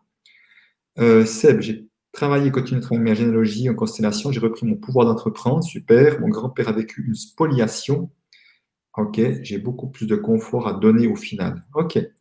Voilà. Donc, comment est-ce qu'on pourrait finalement avoir autant de confort à recevoir qu'à donner? Je n'ai pas dit plus, hein. Autant de confort à recevoir qu'à donner. Parce qu'au fond, Seb, si tu as du confort à donner, ça va bien marcher, ça sera joyeux si l'autre a du confort à recevoir. Parce qu'on est tous à vouloir donner que personne ne veut recevoir, on va avoir un gros problème là, je vous dis. On va avoir un gros problème, on ne saura plus à qui donner. Ouais. Donc, voilà. Donc, comment est-ce qu'on peut, parce que vous êtes d'accord que ne serait-ce quand vous faites un cadeau à quelqu'un, mais le cadeau, ça peut être que même exprimer sa gratitude, puis l'autre dit, ah ben non, c'est normal, mais non, c'est rien du tout. C'est pas très chaleureux comme manière d'accueillir, de recevoir. Nous, on dit quelque chose avec le cœur, à quel point ça nous a touché de recevoir là, puis l'autre, on ferme, je prends pas. Hein, ça peut pas être de l'argent, hein, ça peut être simplement un simple mot de gratitude. Et au fond, je trouve que c'est tellement plus joyeux quand j'ai du plaisir à donner et l'autre a du plaisir à recevoir. C'est là qu'il y a la rencontre qui se fait pleinement. Plutôt que si j'ai de la gêne, parce qu'encore une fois, combien de personnes n'aiment pas recevoir parce qu'ils ont de la gêne. On revient sur la notion de redevabilité. J'ai peur d'être redevable, de devoir donner quelque chose à mon retour. Donc, j'ai une dette symbolique. On ne parle pas de financier. J'ai une dette symbolique, j'ai horreur des dettes, etc. etc. Euh, voilà, voilà. Alors, est-ce qu'il faut atteindre la liberté intérieure pour la liberté financière? Alors, Sophie, peut-être pas pour cette liberté financière, c'est quelque chose qui est très, très à la mode. J'ai envie de dire quelque chose. Alors, alors, la liberté financière, déjà juste qu'on soit tous d'accord, qu'est-ce que c'est? En principe, c'est que j'ai suffisamment de fortune qui génère des revenus, qui fait que ces revenus sont suffisants pour vivre sans avoir à travailler. Donc, c'est quelque part, ce serait l'idée, je peux rester sous un cocotier et puis, OK, l'argent arrive chaque mois ou chaque X temps, il y a tout ce qu'il faut. Simplement, je n'ai rien contre le principe. Simplement, pour moi, ça cache des choses qui ne sont pas OK de mon côté. C'est qu'il y a des personnes qui sont spécialisées dans des formations là-dessus. Ce n'est pas du tout mon créneau. Hein. Moi, j'ai vraiment envie qu'on soit à l'aise avec l'argent, quelle que soit notre situation financière, qu'on soit en paix avec l'argent. Ce n'est pas l'idée de faire des millionnaires. Si j'en gagne des millions, tant mieux. S'ils le font d'une manière qui a du sens et de l'éthique, de succès, c'est super. Mais ce n'est pas le but en soi pour moi. Et ça peut être une conséquence. Simplement, donc derrière cette notion de liberté financière, il y a beaucoup de personnes qui, parce qu'elles ont des peurs, j'ai peur de manquer, je reviendrai à une notion sur la peur de manquer, c'est une question que je n'ai pas répondu. J'ai peur de manquer, j'aimerais faire ce que je veux dans la vie, mais il faut que j'ai assez de sécurité, assez de garantie, vous voyez, le côté écureuil avec des peurs. Je pense que la solution, c'est la liberté financière et à partir de là, j'aurai plus peur. C'est un leurre, c'est pas vrai, ça marche pas. C'est-à-dire que, pourquoi ça marche pas? Parce que même si vous aviez 8 ou 10 appartements que vous louez, je peux vous dire que la plupart, ils auront encore peur qu'il y ait un locataire qui ne paye pas, qui se barre sans payer, qu'il y a un ci ou ça. Ils vont continuer d'avoir peur parce qu'on peut toujours s'inventer des raisons pour avoir peur. Donc, si, comme je dis, j'ai travaillé avec des clients qui étaient multimillionnaires, qui avaient encore peur de manquer malgré des millions. Donc, ça vous sert à quoi d'avoir des millions, c'est peur de manquer, vous n'en profitez même pas. La question, c'est vraiment comment je peux être paisible et serein, quel que soit le niveau d'argent que j'ai. Donc, pour pouvoir atteindre la liberté financière, c'est pour ça qu'il y a très peu qui arrivent par rapport à tous ceux qui essayent, mais ça demande déjà de casser toutes ces croyances limitantes qui fait que je m'empêche de recevoir. Et puis, où que je vais effectivement dépenser l'argent d'une manière qui n'a pas de sens ou me faire avoir des choses comme ça. Comment être déloyal? Ma mère a totalement critiqué mon père, qui pour elle gagnait beaucoup d'argent et était radin. Alors, c'est justement l'un des exercices principaux qu'on va travailler pendant l'atelier, c'est la notion de déloyauté, parce que c'est vraiment au cœur de ma démarche. La déloyauté, ce n'est pas du désamour ni un manque de respect. La déloyauté, c'est une nouvelle voie qu'on ouvre. C'est s'autoriser un nouveau chemin, c'est s'autoriser à une nouvelle croyance. On peut être déloyal à différentes choses. On peut être déloyal au fait d'attirer des événements fâcheux, comme de ma famille, faillite à répétition, en l'occurrence. On peut s'autoriser d'être déloyal au fait que de génération en génération, on n'a pas d'argent, on galère financièrement. Donc, c'est pas dire qu'une fois qu'on leur manque de respect, pas du tout. C'est ouvrir une nouvelle voie, une autorisation à faire autrement. On peut être déloyal aux croyances que être riche, je peux être déloyal à la croyance de mon père que être riche, les riches sont des malhonnêtes. Je peux être déloyal à ça pour arrêter d'être pris par ça. Je lui laisse sa croyance, il a le droit, je respecte. Mais moi, je prends mes distances avec cette croyance, ce n'est pas la mienne, parce que je peux voir qu'il y a des gens qui sont riches et puis qui sont parfaitement généreux et qui ne correspondent pas à cette image, par exemple. Donc, effectivement, c'est bien possible, par contre, d'être influencé par ce que j'ai entendu par ma mère qui critiquait, qui critiquait mon père avec ce que ça représentait. Effectivement, c'est important de voir ça et vraiment de laisser à ma mère ce qui appartient à ma mère, pour pouvoir juste prendre ce qui m'appartient à moi. Voilà, vous avez des commentaires, super. Alors,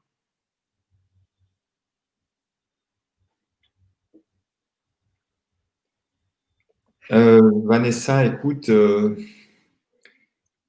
par rapport à ton histoire d'agent, je ne sais pas si tu arrives à... C'est pas toujours facile, si tu écoutais ton cœur, ça dit quoi? Qu'est-ce que dit ton cœur? Qu'est-ce que dit ton intuition? Si je me sens pas en confiance avec quelqu'un, c'est clair, j'ai pas envie de traiter avec cette personne-là. C'est ou bien je prends du temps pour apprendre à la connaître et voir si je peux avoir de la confiance pour elle, ou bien non, je passe à quelqu'un d'autre. Parce qu'au fond, combien de fois je vois des personnes qui ont fait des mauvaises affaires, qui ont perdu de l'argent et qui me disent, mais au fond, j'avais pas confiance. Au fond, j'avais une petite lumière orange qui était allumée. Nombre de personnes qui disent ça, c'est énorme. Donc, on avait l'information et on n'a pas tenu compte. Alors, en fait, l'argent n'est qu'une énergie. Je n'utiliserai pas ça comme ça, Mireille. Je dirais que ça fonctionne comme une énergie, comme l'amour fonctionne comme une énergie, c'est-à-dire dans le sens de circulation. L'argent, c'est de l'argent.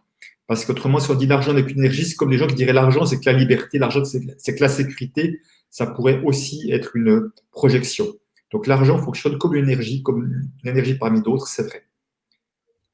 Oui, Mireille, c'est vrai, des fois, une fois, moi, je regarde, moi, je regarde, c'est ma réalité de la matière qui montre si j'ai des blocages ou pas.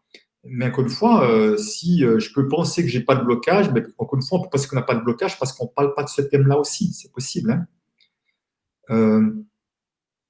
Donc, c'est vraiment effectivement la réalité. Moi, c'est comme je dis, j'ai cassé des plafonds de verre. Je ne sais pas, peut-être qu'il y a un autre qui se présentera. Je verrai juste ce qui se passe dans la matière. Que ta coupe, à un moment donné, il n'y a plus d'argent qui entre, il y a quelque chose, je dis, OK, c'est juste que je vais voir, qui me dit, OK, là, il y a quelque chose qui est en train de se passer. Qu'est-ce que c'est? Je reprendrai les questions que je vous ai dit. Quel est le bénéfice caché à être là-dedans? Et ce serait quoi le risque si j'avais beaucoup plus de succès, beaucoup plus d'argent, beaucoup plus de réussite, je ne sais pas quoi. Comment apprendre à aimer l'argent si on ne sent rien sur l'argent? Alors, je ne sais pas ce que tu appelles sans rien sur l'argent. Essaie déjà d'apprendre à aimer l'argent pour ce qui te permet déjà. Essaie peut-être déjà de voir ça pour ce qui te permet. Qui te permet d'acheter à manger, peut-être qui te permet de te payer un loyer, qui te permet peut-être aussi de contribuer à des causes qui te sont chères aussi, qui sont importantes pour toi. Donc, regarde plutôt ce qui te permet Et chaque fois que tu peux utiliser de l'argent, de dire merci, quoi. Merci d'avoir de la reconnaissance à toi, hein, à toi et à l'argent, quelque part, est un outil entre l'acheteur et le vendeur. Hein. Alors, Michel, est-ce que se sentir riche avant que cela n'arrive est une bonne méthode, entre autres, pour le devenir? Oui, oui, Michel, absolument. Parce que vraiment, aussi, on le voit beaucoup actuellement, entre autres, dans la physique quantique, on parle beaucoup. Joe Dispenza en parle magnifiquement également aussi. C'est comment je peux vibrer tout de suite la situation, mais vraiment visualiser la situation, la vibrer comme si tout était déjà là maintenant pour pouvoir l'attirer. Absolument. Parce que trop souvent, il faut le voir pour le croire. Ben, si vous pensez qu'il faudra le voir pour le croire, vous ne le verrez jamais. Ça, je peux déjà vous le dire. Hein, donc, et vraiment, cette notion de foi, c'est pas facile, cette notion de foi dans ces projets, cette foi de réussite, parce que je vois bien, ça vient de travailler aussi. Tiens, je lance un nouvel atelier, un truc, puis c'est comme si j'avais besoin d'avoir des inscriptions pour me rassurer. Non, non, non, non. J'ai besoin d'avoir la foi dans mon atelier, que ça va marcher, que les inscriptions vont arriver, et les inscriptions vont arriver. Si j'attends des signaux de l'extérieur pour me rassurer, c'est comme moi avec l'argent, qui essaie de me rassurer avec l'argent. J'essaie de me rassurer sur pas quelque chose d'extérieur. Je suis à côté. C'est mes peurs qui ont pris le dessus. Donc, c'est juste donner de conscience. Et si au contraire, c'est justement le plaisir et la joie qui créent l'argent, Yvonne, nous sommes bien, bien d'accord que le plaisir et la joie va. Écoute, c'est vraiment. Est-ce que tu as plus envie de travailler avec quelqu'un qui est dans la joie et dans le plaisir, hein, un agent immobilier qui est joyeux, qui a le plaisir, qui a envie de bien te conseiller, de trouver une bonne affaire pour tout le monde, ou est-ce que tu as envie de quelqu'un qui a l'air triste, qui dégage une énergie pas terrible, hein? Ça me paraît évident que la plupart d'entre nous, on va choisir celui qui a une bonne énergie, et les bonnes énergies, c'est du plaisir, c'est de la joie, pour moi, c'est clair. Hein. Voilà. Reste à choisir d'être heureux, effectivement. Voilà. Ok, a priori, jamais d'a priori, c'est l'agent immobilier, ok. Alors, peut-être pas d'a priori, est-ce qu'il y a peut-être des gens qui se sont fait rouler dans la famille, peut-être, ça peut être ça aussi. Comment s'autoriser de recevoir quand on donne plus, Alors, c'est important de différencier parce qu'effectivement, si j'ai une grande confiance en la vie, je peux vraiment donner avec cette confiance que si je donne, les choses me reviendront d'une manière ou d'une autre. Mais c'est vraiment important parce que la limite, elle est fine entre je vais donner parce que je sais que si je donne, je vais recevoir. Vous voyez, c'est un calcul. Et si je fais un calcul, je suis dans la tête. Je ne suis pas avec le cœur. Je ne suis pas avec la foi. Donc, voir encore une fois, qu'est-ce qui fait que je m'empêche à recevoir qu'est-ce qui fait que je pense que je ne mérite pas de recevoir. C'est intéressant d'aller voir ça. Si j'ai le temps après, je ne sais pas où il y a encore beaucoup de commentaires, il n'y en a pas trop. Peut-être que je pourrais juste parler de l'enfant non désiré. Peut-être que belle Sophie, ça parlera de toi peut-être. À quel moment on est aisé, Adeline? Ben, il n'y a que toi qui as la réponse. Je n'ai pas la réponse, il n'y a que toi qui sais. Voilà, mon papa joue au tir-cible, il disait toujours je joue, mais je ne gagnerai jamais. Donc on se demande pourquoi il n'a pas arrêté de jouer. Vous savez, mon père, une fois, il me téléphone, j'étais conseiller en placement financier, il me dit, je crois bien que j'ai fait une connerie, Christian. Donc, mon père a fait, moi, a perdu beaucoup d'argent. Hein. Il aurait bien suivi des ateliers, ça aurait fait beaucoup de bien, mais voilà, lui il pensait que ça ne le concernait pas. Et il me dit, moi, j'ai fait une connerie. Je dis, ah bon, qu'est-ce qui se passe? Il y a un gars qui m'a téléphoné pour placer de l'argent, j'ai accepté, puis il m'a téléphone pour dire que tout est perdu, mais qu'on ne perd jamais deux fois de suite, ce serait bien de réinvestir autant. Je dis, ah, bon, d'accord, envoie-moi le contrat. C'était des options sur devises. Un contrat, je dirais, classique. Le contrat, il n'y avait rien à dire, mais c'était vraiment de la haute spéculation. Quoi. Je dis, ben, je vais téléphoner au gars. Le gars me dit, il me raconte ses histoires, il parlait très bien. Voilà, ce qu'il disait était plutôt cohérent. Il me disait même tout ce que UBS pensait du dollar, alors que je travaillais à UBS, il ne savait pas d'ailleurs. Hein. Enfin, je finis le téléphone, j'ai compris que ben voilà, c'était perdu. Mais je dis que à mon père, je dis, mais papa, pourquoi tu ne m'as pas parlé avant de faire un tel investissement? Et je pense au père de l'exemple qui est donné, il m'a dit, Christian, si je t'en avais parlé, tu ne m'aurais dit de ne pas le faire. Je dis, on est bien d'accord. Okay. À un moment donné, on peut se saboter. Comment on peut se saboter? Comment on casse les plafonds, Sébastien? Ben, la première chose, d'aller voir où sont ces plafonds, enfin, à quel endroit sont ces plafonds, d'où ils viennent, pourquoi je les ai. Souvent, ce sont des histoires de loyauté familiale. Je dis bien souvent, mais pas toujours. Des histoires de loyauté familiale. Donc, d'aller voir à quoi je serais éventuellement loyal qui fait que ça me limite, en quelque sorte. La loyauté familiale, c'est quoi? C'est comme des élastiques invisibles qui sont accrochés à notre dos. Et qu'est-ce qui fait? On fait des efforts ou pas, ou plus ou moins d'efforts. On met de l'énergie, je ne vais pas envie de mettre le mot effort, on met de l'énergie pour avancer.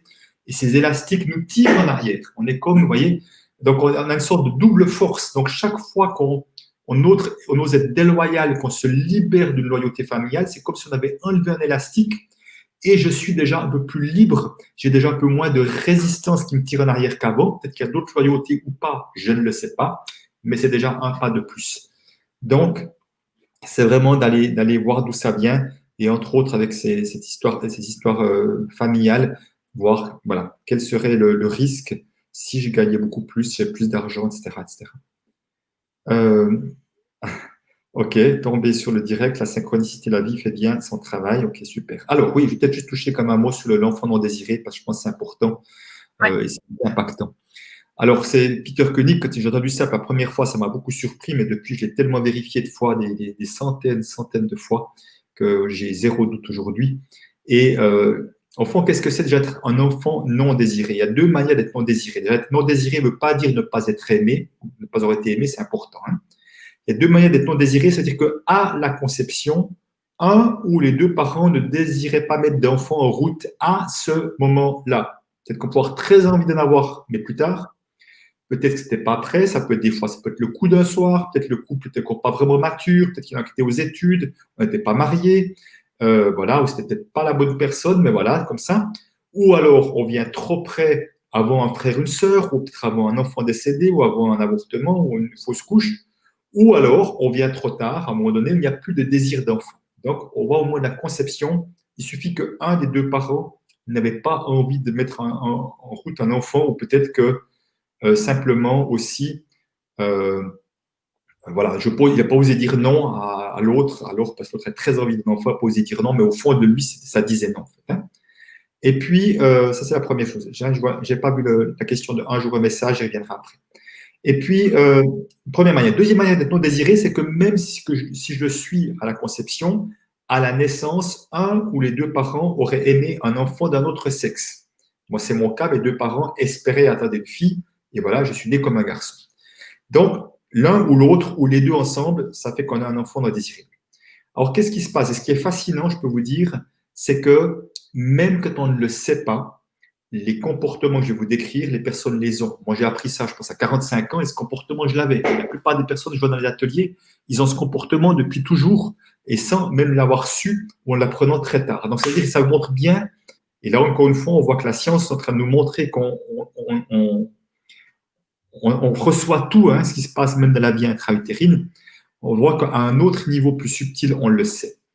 Donc, les enfants non désirés vont comme avoir une croyance inconsciente, c'est puisque je ne suis pas désiré, je ne mérite pas la vie. Cette croyance, donc, autrement dit, je n'ai pas été fait selon l'image de la plus belle histoire d'amour possible. On va mettre des petites bougies, on va faire un enfant ce soir, on va l'accueillir merveilleusement bien, inconditionnellement, quel que soit le sexe. Voilà. C'est pas comme ça que ça s'est passé, désolé. Donc, simplement pour vous dire que voilà, ça n'a pas été fait comme ça. Donc, puisque je ne suis pas désiré, je ne mérite pas la vie. Puis je ne mérite pas la vie, je ne mérite pas de recevoir. Et de recevoir, on va voir, c'est beaucoup plus vaste qu'une question d'argent. Mais derrière tout ça, il y a quoi? C'est des personnes qui ont tendance à en faire beaucoup. Comme si j'ai l'impression que je devais en faire beaucoup pour montrer que je mérite cette vie-là, même si je ne suis pas désiré. On va souvent même en faire beaucoup vis-à-vis du ou des parents concernés. C'est-à-dire que si c'est mon père ou ma mère ou les deux, parfois, on va tendance à vouloir être le gentil garçon, la gentille fille, en tout cas en faire beaucoup, en espérant un jour, mon fils, ma fille, quel bonheur que tu sois là, même si tu n'es pas désiré, ou même si tu es un garçon pour moi, par exemple, même si tu n'es qu'un garçon pour moi. Et au fond, on a envie, qu'est-ce qu'on a juste envie d'entendre? C'est je t'aime, hein, voilà. Je t'aime, je t'aime, je t'aime tel que tu es, quelles que soient les conditions de ta naissance. Mais ça, je peux vous dire, ça ne marche pas du tout. Plus on en fait, moins on en reçoit, parce qu'on ne fait pas les choses gratuitement. On fait les choses avec des attentes. Je ne sais pas si vous avez vu, c'est une loi physique. Dès le moment où on a des attentes, inconsciemment, on met de la pression pour obtenir quelque chose. Et plus on met de pression, plus on crée la résistance de la même force. Et moi, j'ai fait ça pendant des dizaines d'années, parce que je connais bien ce truc-là.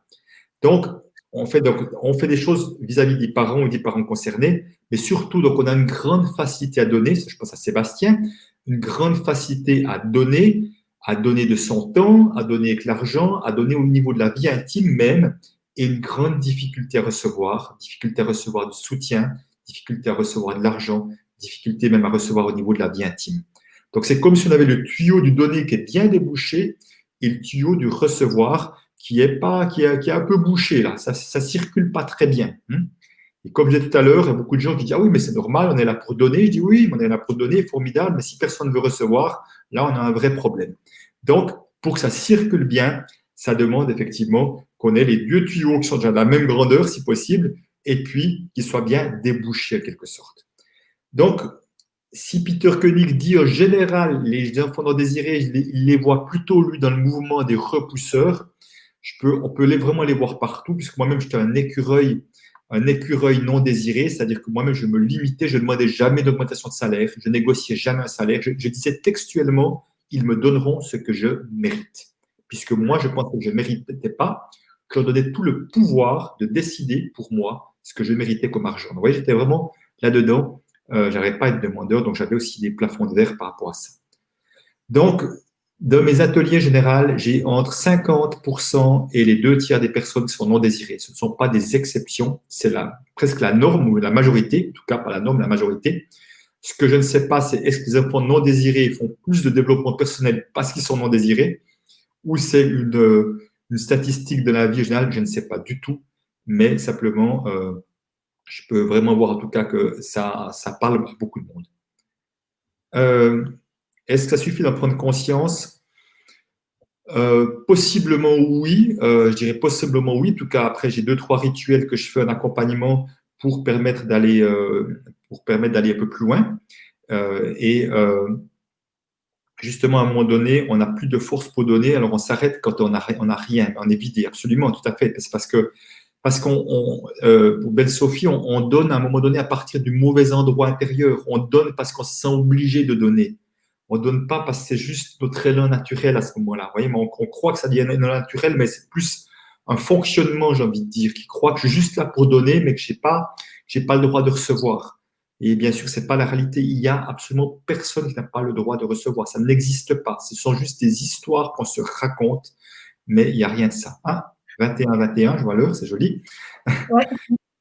J'ai l'art de regarder la montre dans les heures miroirs. Ça m'arrive, je ne sais pas combien de fois par jour. Je ne sais pas ce que ça veut dire. C'est une signification, mais ça m'arrive sans arrêt. Ok. En tout cas, merci Christian d'avoir répondu à toutes ces questions. Là, ça en faisait pas mal. C'est vraiment super. Et donc, on va se retrouver pour cet atelier dans 10 jours. Pour les personnes qui ne le savent pas, qui ne l'ont pas vu, je vais mettre le titre en bannière. Oui, peut-être 2 choses que je n'ai pas répondu. On a parlé du manque tout à l'heure. Alors, je ne sais plus exactement quelle était la question, mais le manque, c'est quand je demande je pose la question à ma communauté sur le plus grand problème des personnes, c'est vraiment la peur du manque qui sort. Et la peur du manque, je peux vous dire, elle est chez les millionnaires. C'est pas une histoire d'avoir de l'argent ou pas. Elle est potentiellement chez tout le monde. Donc, ça peut parler effectivement du fait d'être non désiré. Ça peut parler de notre difficulté à recevoir, de trouver qu'on n'est pas assez. Combien de fois je vois des histoires dans l'énergie, on parlait de vibration. Combien de personnes pensent qu'ils ne sont pas assez, ils sont pas assez bien, pas assez ci, pas assez formés, pas assez compétents, pas assez machin. Ça nous tire en bas. J'aime beaucoup Frank Lobvet, je ne sais pas si certains connaissent, c'est comment est-ce qu'on peut aimer l'être que je suis, juste tel que je suis, sans vouloir rien changer. Et à partir de là, ce qui est extraordinaire, c'est qu'au moment où j'arrête de vouloir changer, c'est là que les changements arrivent. Mais quand je veux tellement changer, ça vient à partir de l'endroit de je ne suis pas assez bien. Si je pense que je ne suis pas assez bien, je vibre du je ne suis pas assez bien. C'est ce que la vie m'a amené. Alors que si j'aime l'être que je suis, tel que je suis, c'est pas que je suis parfait, c'est pas une histoire c'est juste que j'aime l'être que je suis au mouvement, voilà, etc. Eh ben, je vais vibrer, j'aime l'être que je suis. Donc, c'est pas la même chose du tout. Donc, c'est vraiment, pour les personnes qui sont beaucoup dans le manque, c'est vraiment comment vous pouvez focaliser beaucoup plus d'attention sur la gratitude pour voir ce qui est déjà présent comme abondance dans votre vie. L'abondance se manifeste de tellement de manières différentes. Et si vous êtes tous là maintenant, c'est que vous avez tous un minimum d'abondance dans votre vie, vous ne seriez pas là autrement. Ça, je peux vous garantir. Et puis la dernière question de un jour un message, que pensez-vous des échanges entre un service rendu et le fait que celui-ci soit sur la notion de la participation libre, c'est une autre manière de transmettre. Alors, je m'intéresse beaucoup à tout ce genre de choses-là, ça m'arrive de pratiquer parfois. Simplement, ce que je vois, c'est que beaucoup de personnes qui proposent, voire qui imposent la participation libre, sont des gens qui n'aiment pas l'argent et qui repoussent l'argent. Et je vois dans certains milieux, c'est imposé. Et au fond, qu'est-ce qui se passe? Si je n'aime pas l'argent et que je demande que les gens donnent ce qu'ils veulent, je vais recevoir peu d'argent, puisque je ne suis pas prêt à accueillir l'argent. Et souvent, c'est aussi une manière, je vois ça chez les thérapeutes, c'est une patate chaude. Je suis tellement mal à l'aise à l'idée de fixer un prix et de ce qu'on pourrait penser de moi, de mon prix, que je donne la patate chaude au client. C'est lui qui va décider du prix à ma place. Et comme ça, je suis soulagé. Mais après, je ne suis pas complètement soulagé parce que je vois ces personnes qui disent, ah, notre compte, il m'a donné 20 euros. Je dis, ben, pourquoi tu te plains? Tu lui dis qu'il est libre, il donne ce qu'il veut. Si vous donnez 20 euros, il donne 20 euros. Si tu te plains, c'est que tu n'es pas cohérent par rapport à ta croyance. Donc, la participation libre, ça demande vraiment d'être vraiment au clair avec l'argent, parce que ceux qui le sont au clair avec l'argent, ils peuvent le faire et ils recevront vraiment quelque chose qui honore justement ce qu'ils pratiquent. Mais de voir de quel endroit ça part, et ça part d'un endroit de j'aime pas les abus de pouvoir, j'aime pas qu'on m'impose quoi que ce soit, je veux de la liberté. Et ce serait une sorte de réaction, si on est dans de la réaction, en tout cas, ça marche pas bien. Voilà, c'est ce que je peux voir. Merci. Voilà.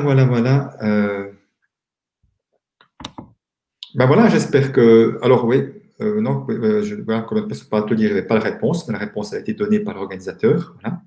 De toute façon, il y a des moments, alors c'est sûr que je travaillerai avec une autre personne, mais je ferai travailler collectivement tous ensemble. Hein, à un moment donné, à travers, et je prendrai vraiment aussi des choses, des choses d'enfants non désirées, des problématiques les plus récurrentes aussi à travers vos questions, pour vraiment que vous puissiez faire ça tous ensemble.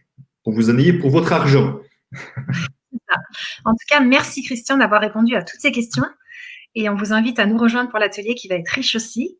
Et je te laisse le mot de la fin, Christian, pour conclure cette belle Vibra conférence. Merci, Annelise. Ben, comme j'ai dit tout à l'heure au début de conférence, nous avons donné beaucoup de pouvoir à l'argent que l'argent n'a pas.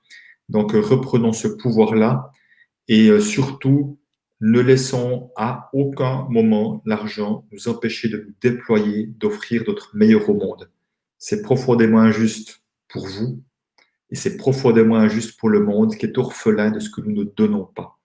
Donc, voilà, en tout cas, je me suis donné, moi, comme cette mission-là, de pouvoir accompagner un maximum de personnes pour justement que nous soyons un maximum à donner à offrir nos talents, nos dons et vraiment à offrir la vibration de joie de qui nous sommes avec tout ça là derrière. Donc voilà, je vais vous partager ce soir. En tout cas, j'espère que vous avez vu de la valeur et en tout cas que vous avez aimé ce moment. En tout cas, merci. Moi, j'ai apprécié d'être là avec vous.